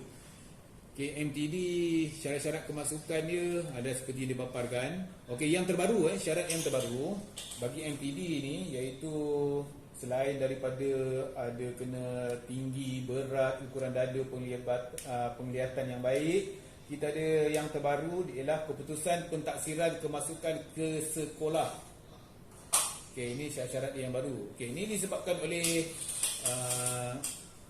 bagi UPSR telah dimansuhkan, so kita pun tak tahu macam mana nak dapatkan apa nama tu kelayakan nak masuk ke MTD ni. Okey, dan juga daripada PT3. Dan yang ini pentaksiran yang dikeluarkan oleh pihak sekolah. Dia ada tahap-tahap dia. Yang kita sebelum ni kita ada grade A, B, C dan sebagainya. Tapi yang baru ni dia pergi kepada tahap. Ada yang paling tinggi tahap 6. Tahap 6, 5, 4 dan seterusnya sehingga 1 lah.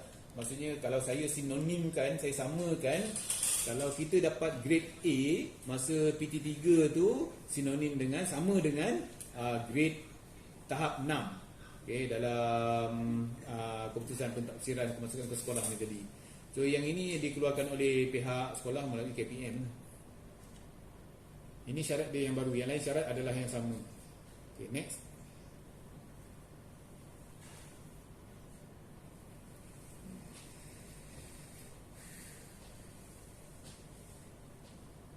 Okey, ini syarat-syarat untuk kemasukan ke MRSM. Okey, untuk makluman datin dan perempuan, sekarang ni adalah masanya untuk kita memohon kemasukan ke MRSM bagi anak-anak kita yang bersekolah di darjah 6.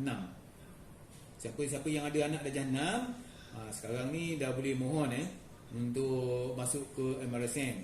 Okey, saya baru buat saja untuk anak saya minggu lepas. Okay, tidak ada keputusan peperiksaan yang diminta oleh pihak MRSM. Cuma kita kena memilih bidang-bidang yang terdapat dalam bidang yang ditawarkan oleh MRSM dan juga penempatan lah. Okay, sama nak jauh ke, nak dekat ke dan sebagainya, bergantung kepada program-program yang ditawarkan oleh MRSM. Kalau dulu-dulu kita ada syaratnya 5A UPSR. Lepas tu mesti kalau minima 3A 2B bagi matematik, sains. Okey, dalam UPSR bagi pelajar Sabah dan Sarawak pula.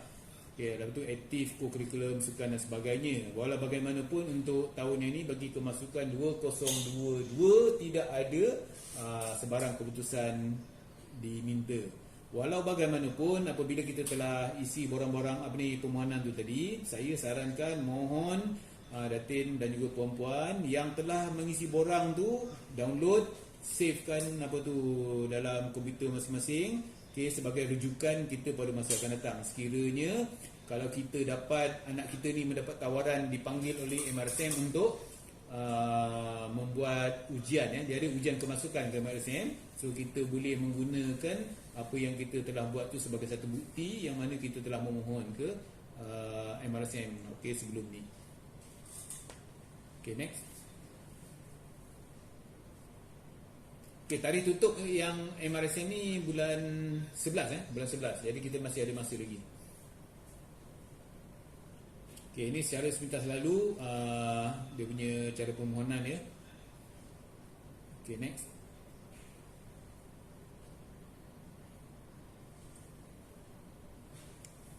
Okey, yang ini permohonan masuk ke tingkat 4 pun sama juga. Okey, next.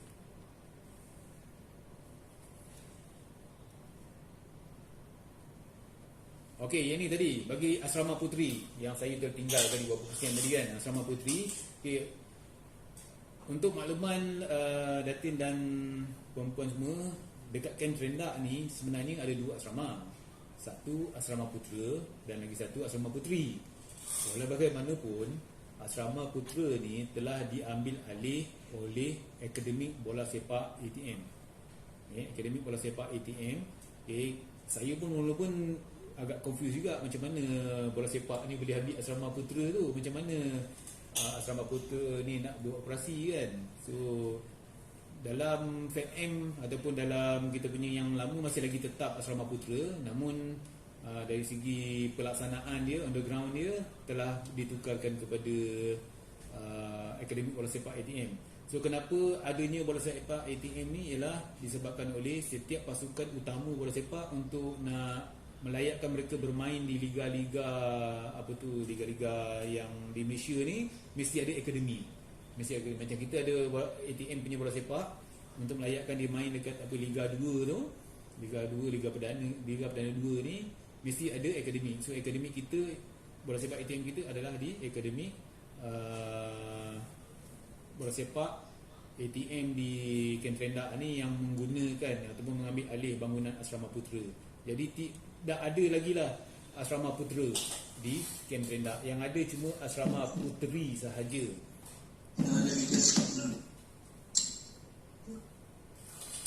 Okey, tujuan dia asrama puteri ni adalah untuk menampung kesulitan ibu bapa yang bertugas di luar ataupun yang kerap berpindah. Sebab kita tengok di sini ialah dalam askar ni sama ada pegawai ataupun LP ni dia banyak tugas-tugas luar. Kalau sekarang ni kita ada SJR kan, banyak di luar. Okey, ataupun pada masa akan datang kita mungkin ada ibu bapa kita ni yang askar ni dia akan pergi operasi ataupun latihan luar. Okey, yang mana susah nak menguruskan anak, nak jaga anak. Jadi kita ada asrama puteri, boleh letakkan anak-anak kita di asrama puteri.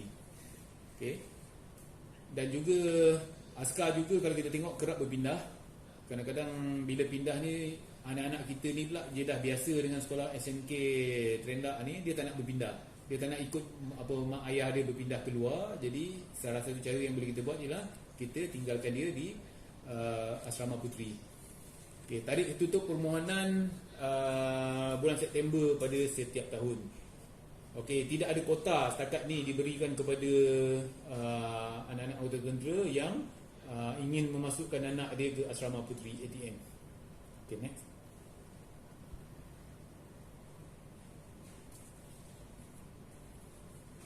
Okey, next. Ini kriteria dia. Nanti saya boleh baca nanti kemudian sebab lebih kurang sama macam asrama yang lain. Okay, kita tengok tadika dalam Kem ATM. Okay, bilangan keseluruhan tadika yang telah berdata dengan ATM adalah sebanyak 92 buah.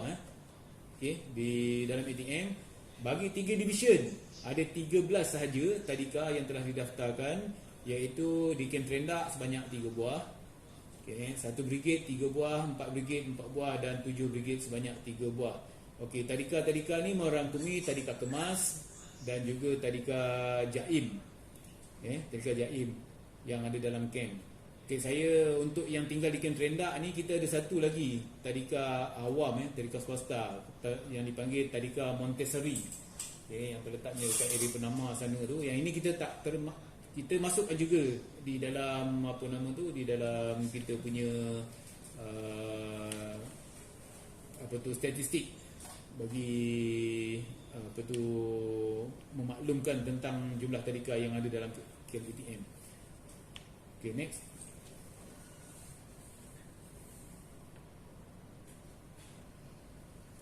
Okay, seterusnya bagi sekolah dalam kem, kita dalam satu Malaysia ni yang berdaftar dengan ATM adalah sebanyak 38 buah sekolah.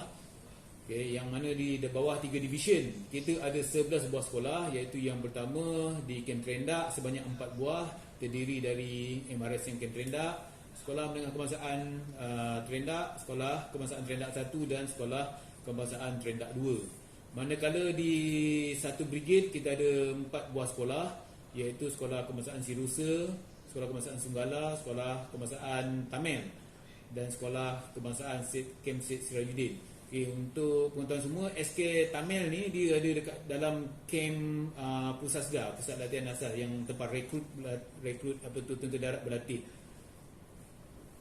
Okay, seterusnya di 4 brigade kita ada sebuah saja sekolah di dalam kem, iaitu Sekolah Kebangsaan Pangkalan Kuantan. Manakala di 7 brigade ada 2 buah sekolah, iaitu Sekolah Kebangsaan Sultan Ibrahim dan Sekolah Kebangsaan Angkatan Tentera di Johor Bahru. Next.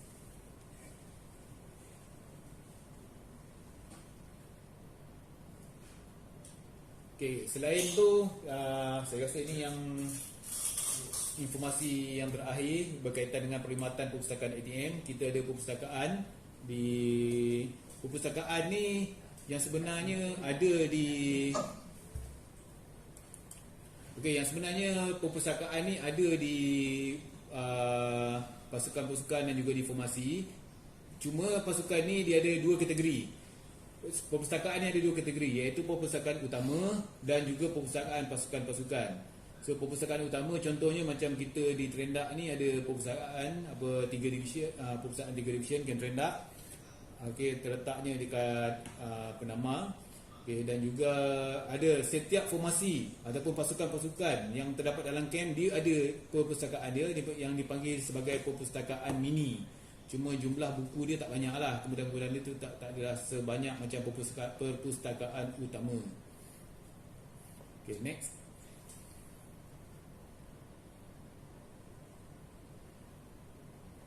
Okey, so di akhir saya punya ceramah ni, saya gulungkan kat sini ada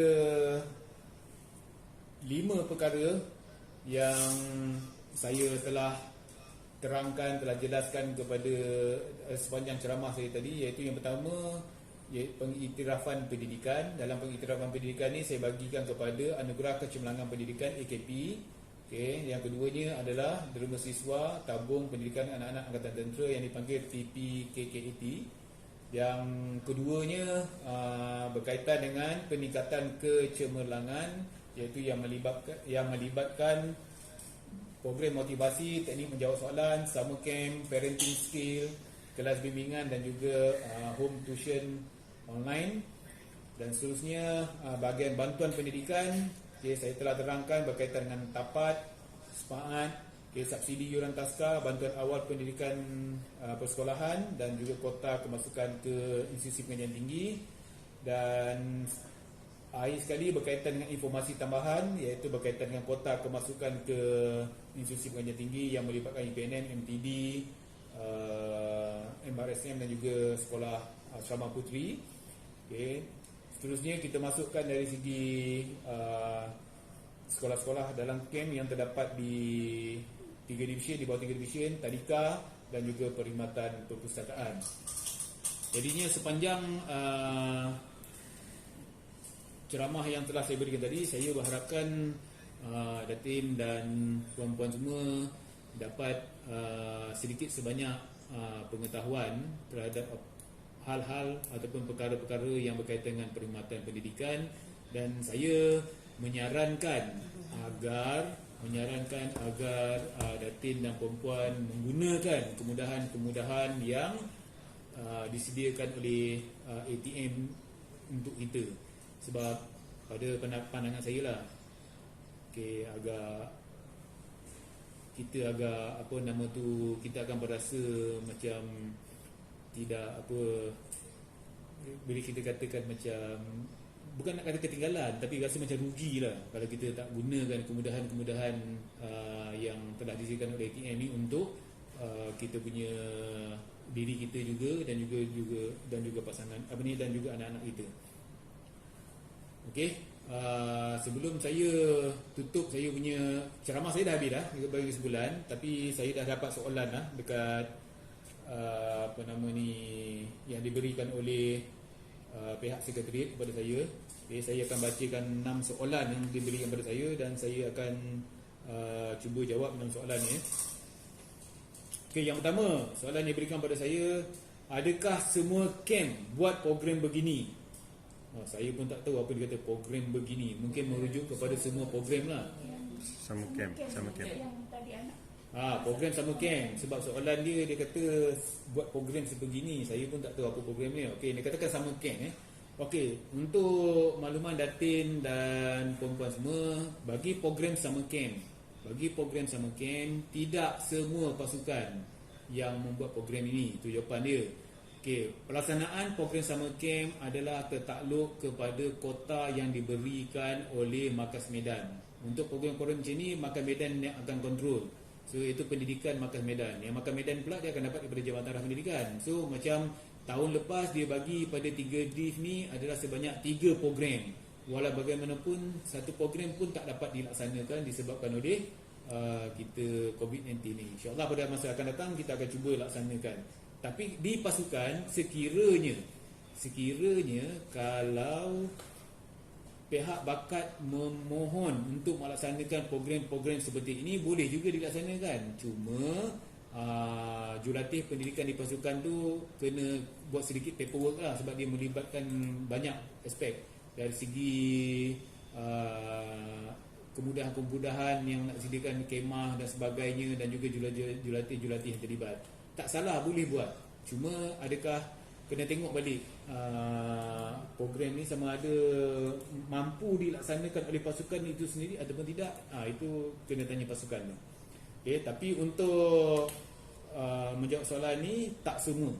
Okay, ada yang tertentu saja. Bagi yang kedua, cadangan mungkin boleh dimasukkan subjek sejarah lepas ni, kerana syarat untuk layak dapat sijil SPM mesti lulus BM dan juga sejarah. So perkara ni saya ucap terima kasih kepada cadangan ni.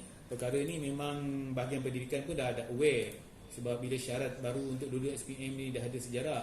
Walau bagaimanapun melalui maklumat yang saya peroleh dari Jabatan Arah Pendidikan, perkara ini telah dimajukan kepada pihak LTAT, Lembaga Tabung, dan juga TKAT, iaitu, tapi masih lagi tak dapat kelulusan. Yang digunakan sekarang ni adalah 4 subjek tu tadi. Okey, seterusnya soalan nombor 3. Taska 1 tahun subsidi 180, jadi 350. Okey, 180. Maksudnya soalan ni di sini ialah bagi yuran taska, okey, 1 tahun subsidi 180. Ini bukan 1 tahun subsidi 180. Okey, subsidi ni adalah untuk sebulan. Maksudnya di sini ialah kalau RM350 kena bayar dekat taska sebulan, okey, maknanya ialah setiap bulan tu parent kena bayar RM170 saja, sebab 180 itu telah disubsidikan. Okey, untuk sebulan, bukan untuk setahun. Yang 350 tu tadi itu yuran pendaftaran. Yuran pendaftaran untuk 6 semester tu itu lain. Yang itu kena bayar penuh. Okay, yang subsidi ni diberikan kepada ibu bapa untuk bayaran bulanan. Okay, sebulan tu kena bayar, jumlah dia tadi 350. Jadi parent tak perlu bayar 350, parent cuma bayar sebanyak 170 saja. Yang 180 tu telah disubsidikan. Okay. Tuan, dari segi yang jaga taska tu, yang jaga budak-budak tu, tentera ke atau orang Okey, ada soalan tambahan kepada Taska ni. Terima kasih kakak perempuan yang tanya. Okey, siapa yang jaga Taska? Bagi Taska ni sama ada di, kita ada 3 Taska saya beritahu tadi, Taska ATM ni sama ada di KL ataupun di sini. Yang jaga Taska ni adalah dari cikgu awam, yang mana yang mempunyai kelulusan sekurang-kurangnya diploma untuk penjagaan Taska. So Taska ni dirunningkan oleh ataupun dilaksanakan, dijalankan oleh syarikat yang telah didaftarkan atas persetujuan Jabatan Darah Pendidikan dan juga bahagian perkhidmatan anggota BPA. Okay, yang syarikat ni lah yang akan menjalankan operasi Taska ni, dan syarikat ni jugalah yang akan menyediakan guru-guru dia. Macam kita kat sini ada 2 orang guru yang disediakan oleh pihak Taska. Kita pihak tentera ni kita menyediakan bangunan dan juga fasilitas apa yang asas, yang selebihnya semua syarikat yang telah ditetapkan oleh pihak ATM untuk melaksanakan Taska ni tadi. Ya? Ke kota kemasukan anak-anak anggota tentera ke Taska tidak ada kota, boleh masuk, semua sekali boleh masuk, tak ada masalah. Ya, yang sebenarnya Taska ni memang untuk anak-anak tentera sebenarnya, tapi anak-anak anggota tentera kini kita tak hantar. Jadi orang luar pula, cikgu awam ataupun pekerja awam yang ambil pula peluang ni untuk hantar ke Taska, kita terima juga. Ya, sebab jumlah dia sekarang ni ada 13 orang je, anak tentera 8. So boleh hantar, tak ada masalah. Ya. Okay, seterusnya soalan, untuk pendaftaran Taska apa dokumen sokongan yang diperlukan?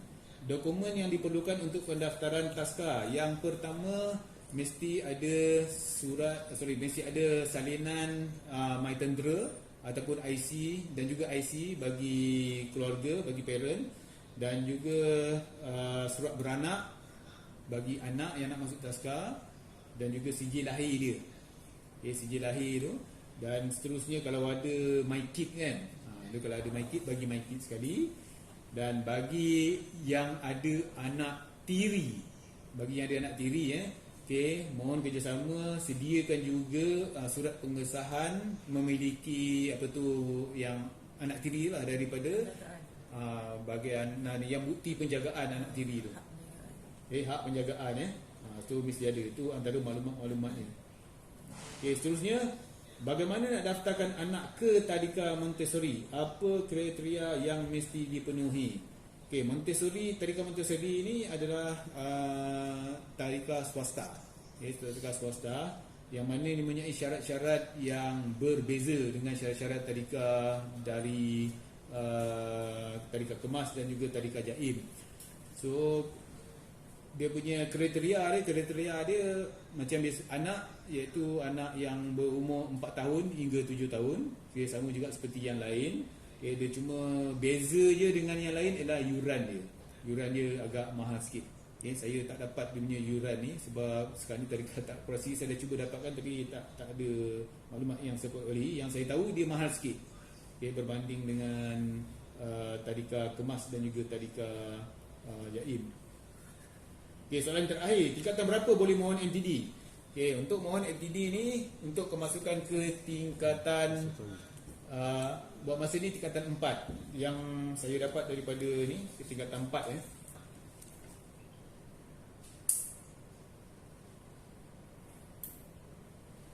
Yang terbaru saya dapat maklumat daripada pegawai yang menyelaraskan kemasukan ke MTD adalah untuk tingkatan 4 sahaja. Okay. So saya buka pada soalan-soalan lain sekiranya ada. Maknanya dari masa tingkatan 3 tu dah boleh mohon lah. Ya, masa tingkatan 3 dah boleh mohon tu untuk kemasukan ke MTD. Dan ada satu lagi soalan kan? Ya. Assalamualaikum, Datin, Tuan. Ya, Saya Puan Saharini dari Pak Bukit. Saya nak bertanyakan satu soalan daripada pihak bahagian pendidikan ATM. Bagaimana kalau kita tengok tadi banyak aktiviti program yang disediakan pada pelajar-pelajar cemerlang. Apa agaknya program yang boleh yang ada disediakan oleh pihak bahagian pendidikan ATM untuk anak-anak yang kurang cemerlang daripada segi akademik? Sebab saya rasa memang ada di antara anak-anak anggota kita ni kurang yang cemerlang daripada segi akademik. Jadinya perlu ada jugalah rasanya program dari pihak bahagian ATM untuk anak-anak tentera ni. Okay, yang kedua, bagaimana daripada pihak bahagian pendidikan untuk anak-anak yang masih berada di sekolah rendah yang terdiri daripada anak-anak anggota tentera. Setakat yang saya tahulah, saya pun sebagai seorang guru, mereka ni ada yang ketinggalan yang langsung sampai tak boleh menguasai 3M. Jadinya bagaimana cara daripada pihak pendidikan untuk membantu anak-anak anggota tentera kita ni. Itu saja, terima kasih.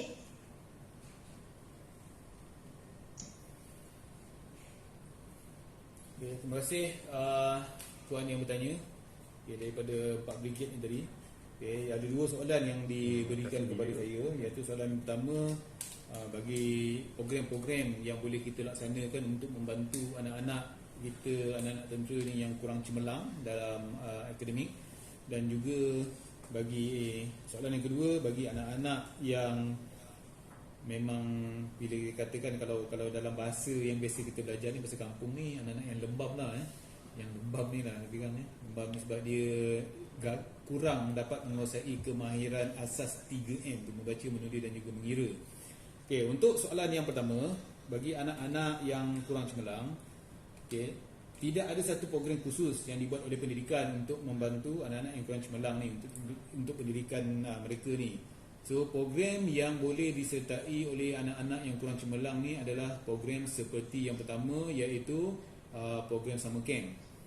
Program summer camp ni yang kurang cemerlang ni, dia berlaku disebabkan oleh banyak faktor. So salah satu faktor yang kita nak overcome masalah dia orang ni adalah kita kena dedahkan anak-anak kita ni dengan di luar, kena dedahkan di luar, aktiviti outdoor. That's why kita buat running summer camp. Summer camp ni, dalam summer camp tu dia ada program bukan setakat outdoor saja, bukan bercamping saja, tapi dia ada macam-macam program kat dalam tu. Tujuan dia adalah untuk meningkatkan keyakinan diri. Yang itu yang penting pada diri anak-anak ni, dan dalam masa yang sama dalam program tu juga akan diajar macam mana cara kita nak belajar. Itu yang penting. Sebab sekarang ni kalau kita tengok cara belajar kita, baca buku je. Kan, ambil buku baca, mak bapak tu okey, suruh baca buku. Anak-anak itu bila baca buku lama-lama dia pun boring juga kan. So dalam program-program yang macam ni lah yang kita anjurkan dapat sedikit sebanyak memberikan impact kepada anak-anak ni, untuk mereka meningkatkan kecemerlangan akademik mereka. Tu yang saya nampak setakat tu lah. Tapi tidak ada, saya sebenarnya tidak ada satu program khusus. Contohnya macam program kecemerlangan akademik bagi pelajar-pelajar anak-anak yang ketinggalan, memang tidak ada program yang itu. Yang kedua, bagi anak-anak yang sekolah yang kurang dapat memboleh, yang kurang menguasai kemahiran asas menguasai 3M ni, so memang tidak ada satu inisiatif pun ataupun usaha yang dilaksanakan oleh ATM ke arah nak mengatasi masalah yang ini. Sebab yang ini dalam bahagian pendidikan sendiri pun tidak ada satu bahagian khas ataupun orang yang dihaskan untuk membantu masalah ini. Sebab kita tengok dalam fokus kita kat dalam sekolah, daripada data yang saya ada, sekolah dalam camp kita tak nampak ada anak-anak tentera ni yang menghadapi masalah bagi kemahiran asas 3M. Ni sekolah dalam tentera, tetapi ada juga anak tentera ni yang menghantar anak dia di sekolah di luar. Mungkin anak yang di luar tentera ni, yang mana saya sendiri pun tak ada data yang itu, yang menghadapi masalah menguasai 3M ni. Walau bagaimanapun saya boleh bawa isu ni ke bahagian pendidikan yang lebih tinggi. Sekurang-kurangnya mungkin ada satu program khas pada masa akan datang untuk nak macam mana kita nak atasi masalah bagi anak yang kurang cemerlang dan juga anak yang tidak boleh menguasai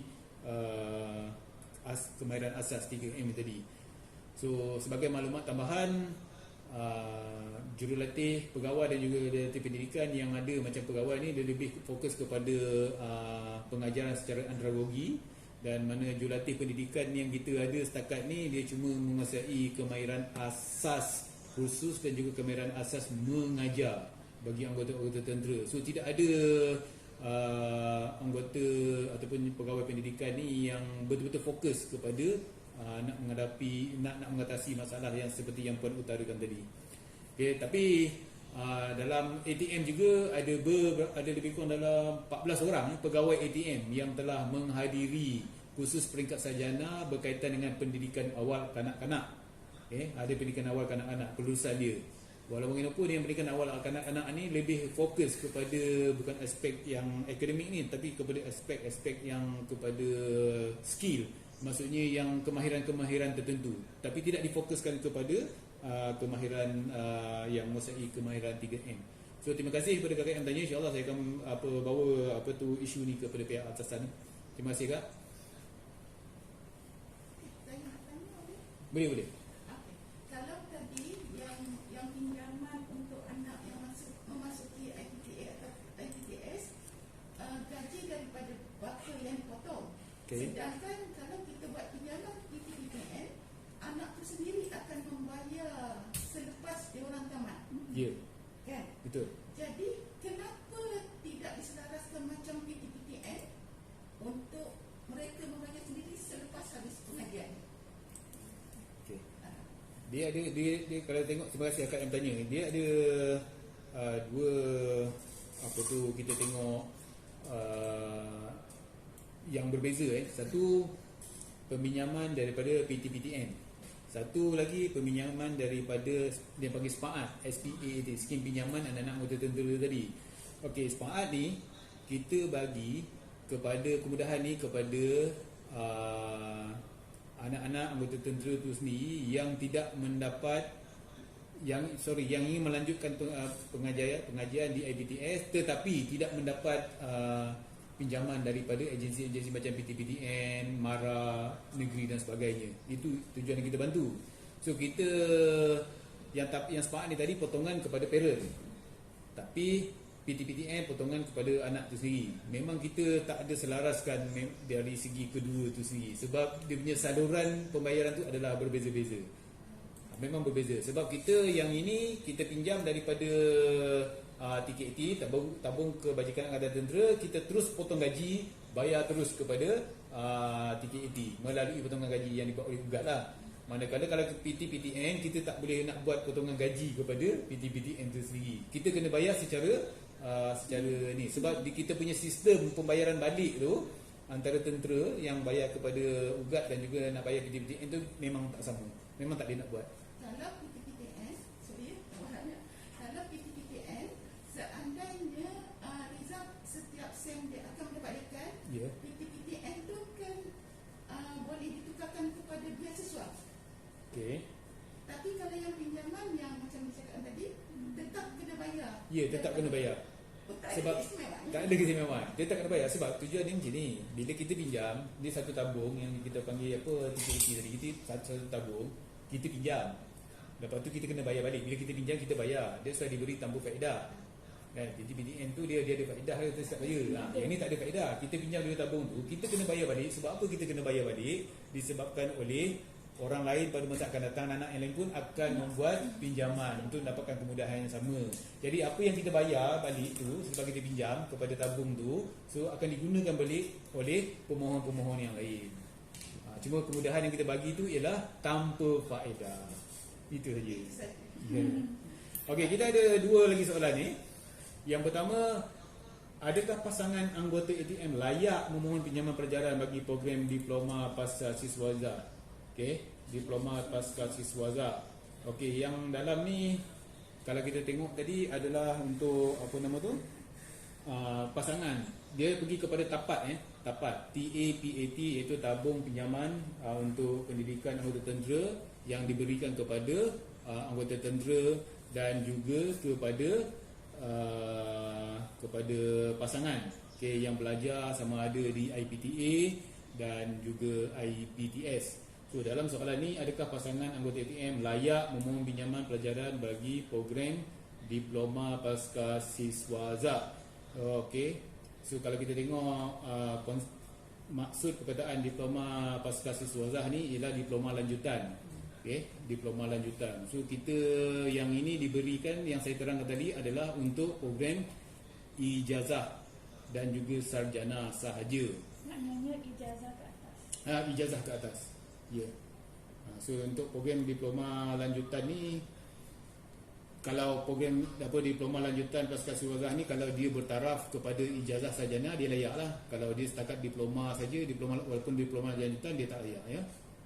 Okey, bagi had umur anak untuk pendaftaran taska, taska ni had pendaftaran dia kemasukan dia pada umur 1 tahun hingga umur 4 tahun. Okey. Ini bermakna pendaftaran boleh dilaksanakan pada tahun anak pada tahun berumur pada 1 hingga 4 tahun. Boleh, tak ada masalah. So kalau katakanlah kita baru posting datang ke 3 division ni, anak ada 2 tahun, kita nak daftar pun tak ada masalah, boleh. Dia jangan lebih daripada 4 tahun lah, sebab 4 tahun je dah pergi kepada tadika.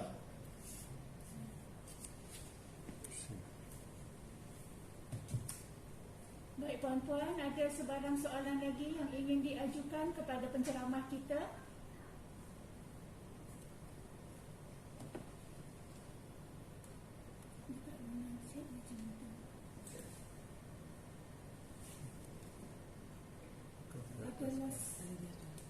Adakah pihak taska menerima permohonan untuk anak-anak kelainan upaya untuk tujuan transit atau taska?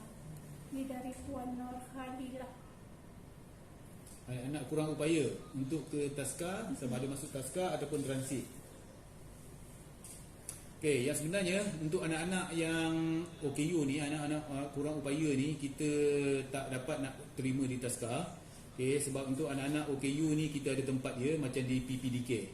Kita ada PPDK di 3D ni, kita ada PPDK. So jadi kita sarankan bagi anak-anak yang parent yang ada anak OKU ni, kita sarankan masuk di PPDK lah. Okay. Walaupun sebagai penuntut sepenuh masa dan juga sebagai transit di PPDK.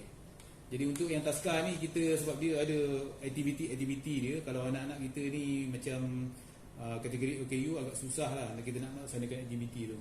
Dan untuk penjagaan anak-anak OKU ni, dia bukannya jaga macam anak-anak kita yang biasa ni.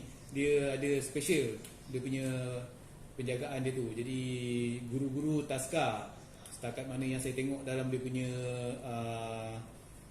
penugasan dia tu, tidak sesuai untuk nak menjaga anak-anak anak-anak OKU ni tadi. Okay. Baik puan-puan, ada sebarang soalan lain ke?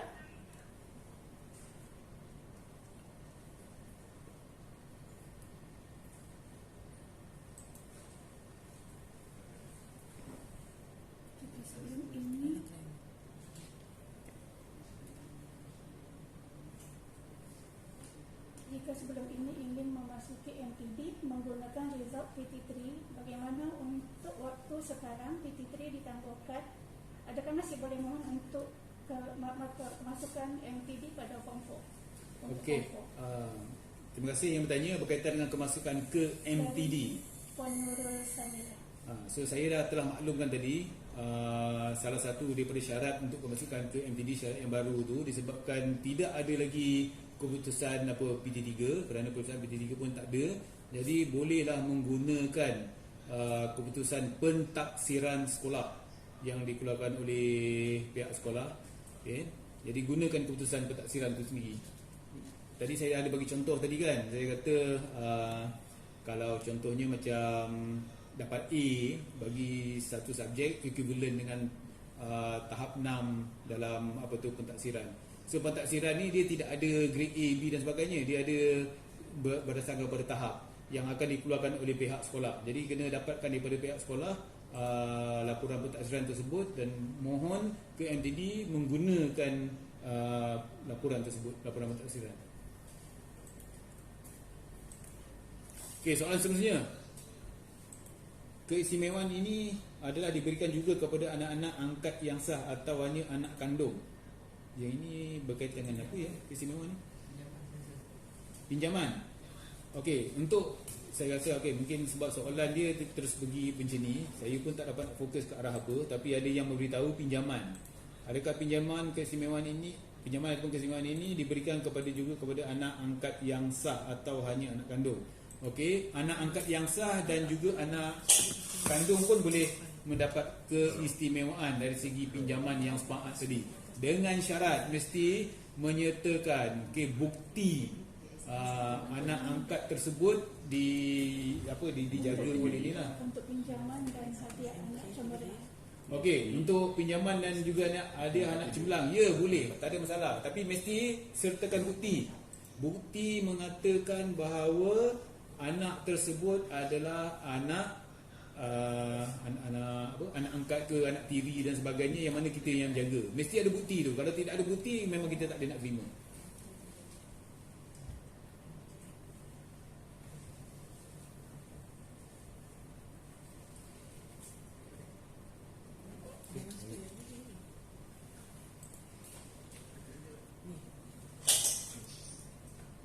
Baiklah puan-puan, sekiranya tidak ada lagi sebarang soalan atau kemusykilan, kita boleh terus ke acara yang seterusnya.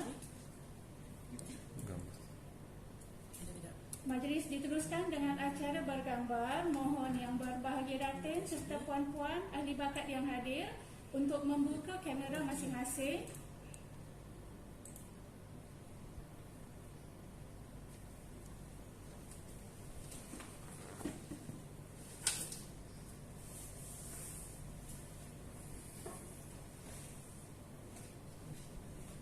Nak suruh orang pakai masker semua. Saya tak perlu kot. Puan nak suruh pakai masker sini. Tak perlu kot. Pakai. Kat rumah masing-masing. Okay. Kat rumah masing-masing.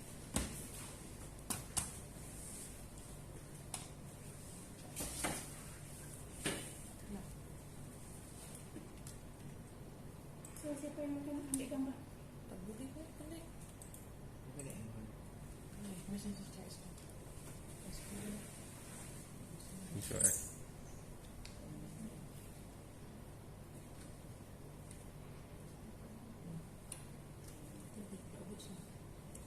So, ada berapa skrin? Dua skrin eh? 4 skrin.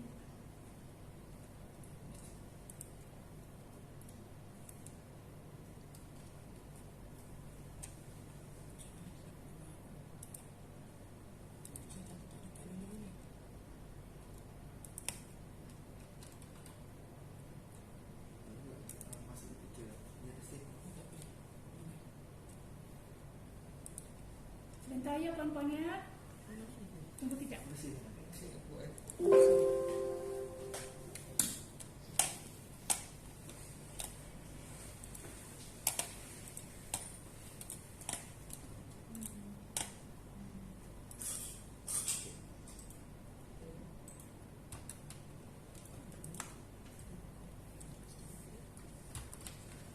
So, sekarang skrin yang keberapa?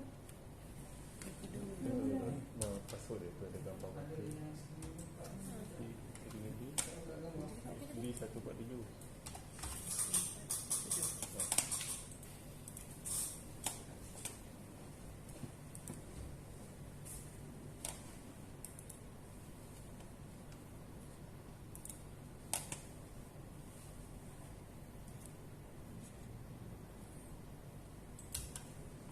Nama dia terus lagi.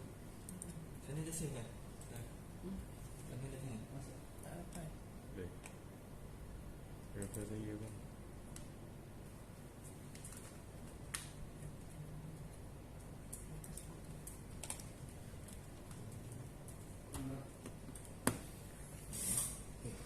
Okey, kita akan ada 4 skrin, 4 kali sendek lah. So, ini yang skrin pertama ya. Nama dia. Dia kata keluar. Apa pula sambung? Oh, ni handphone ni.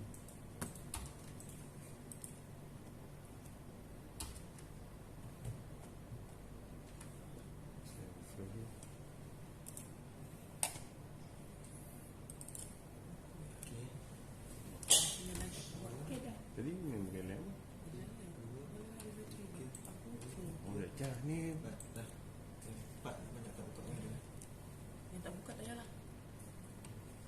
Saya di Pak Ipan ni. Ni yang keempat, Ni dia. ni yang ketiga, kedua, Semua dah ambil. dah. Dah. Okey, selesai. Dan gambar. Dah ambil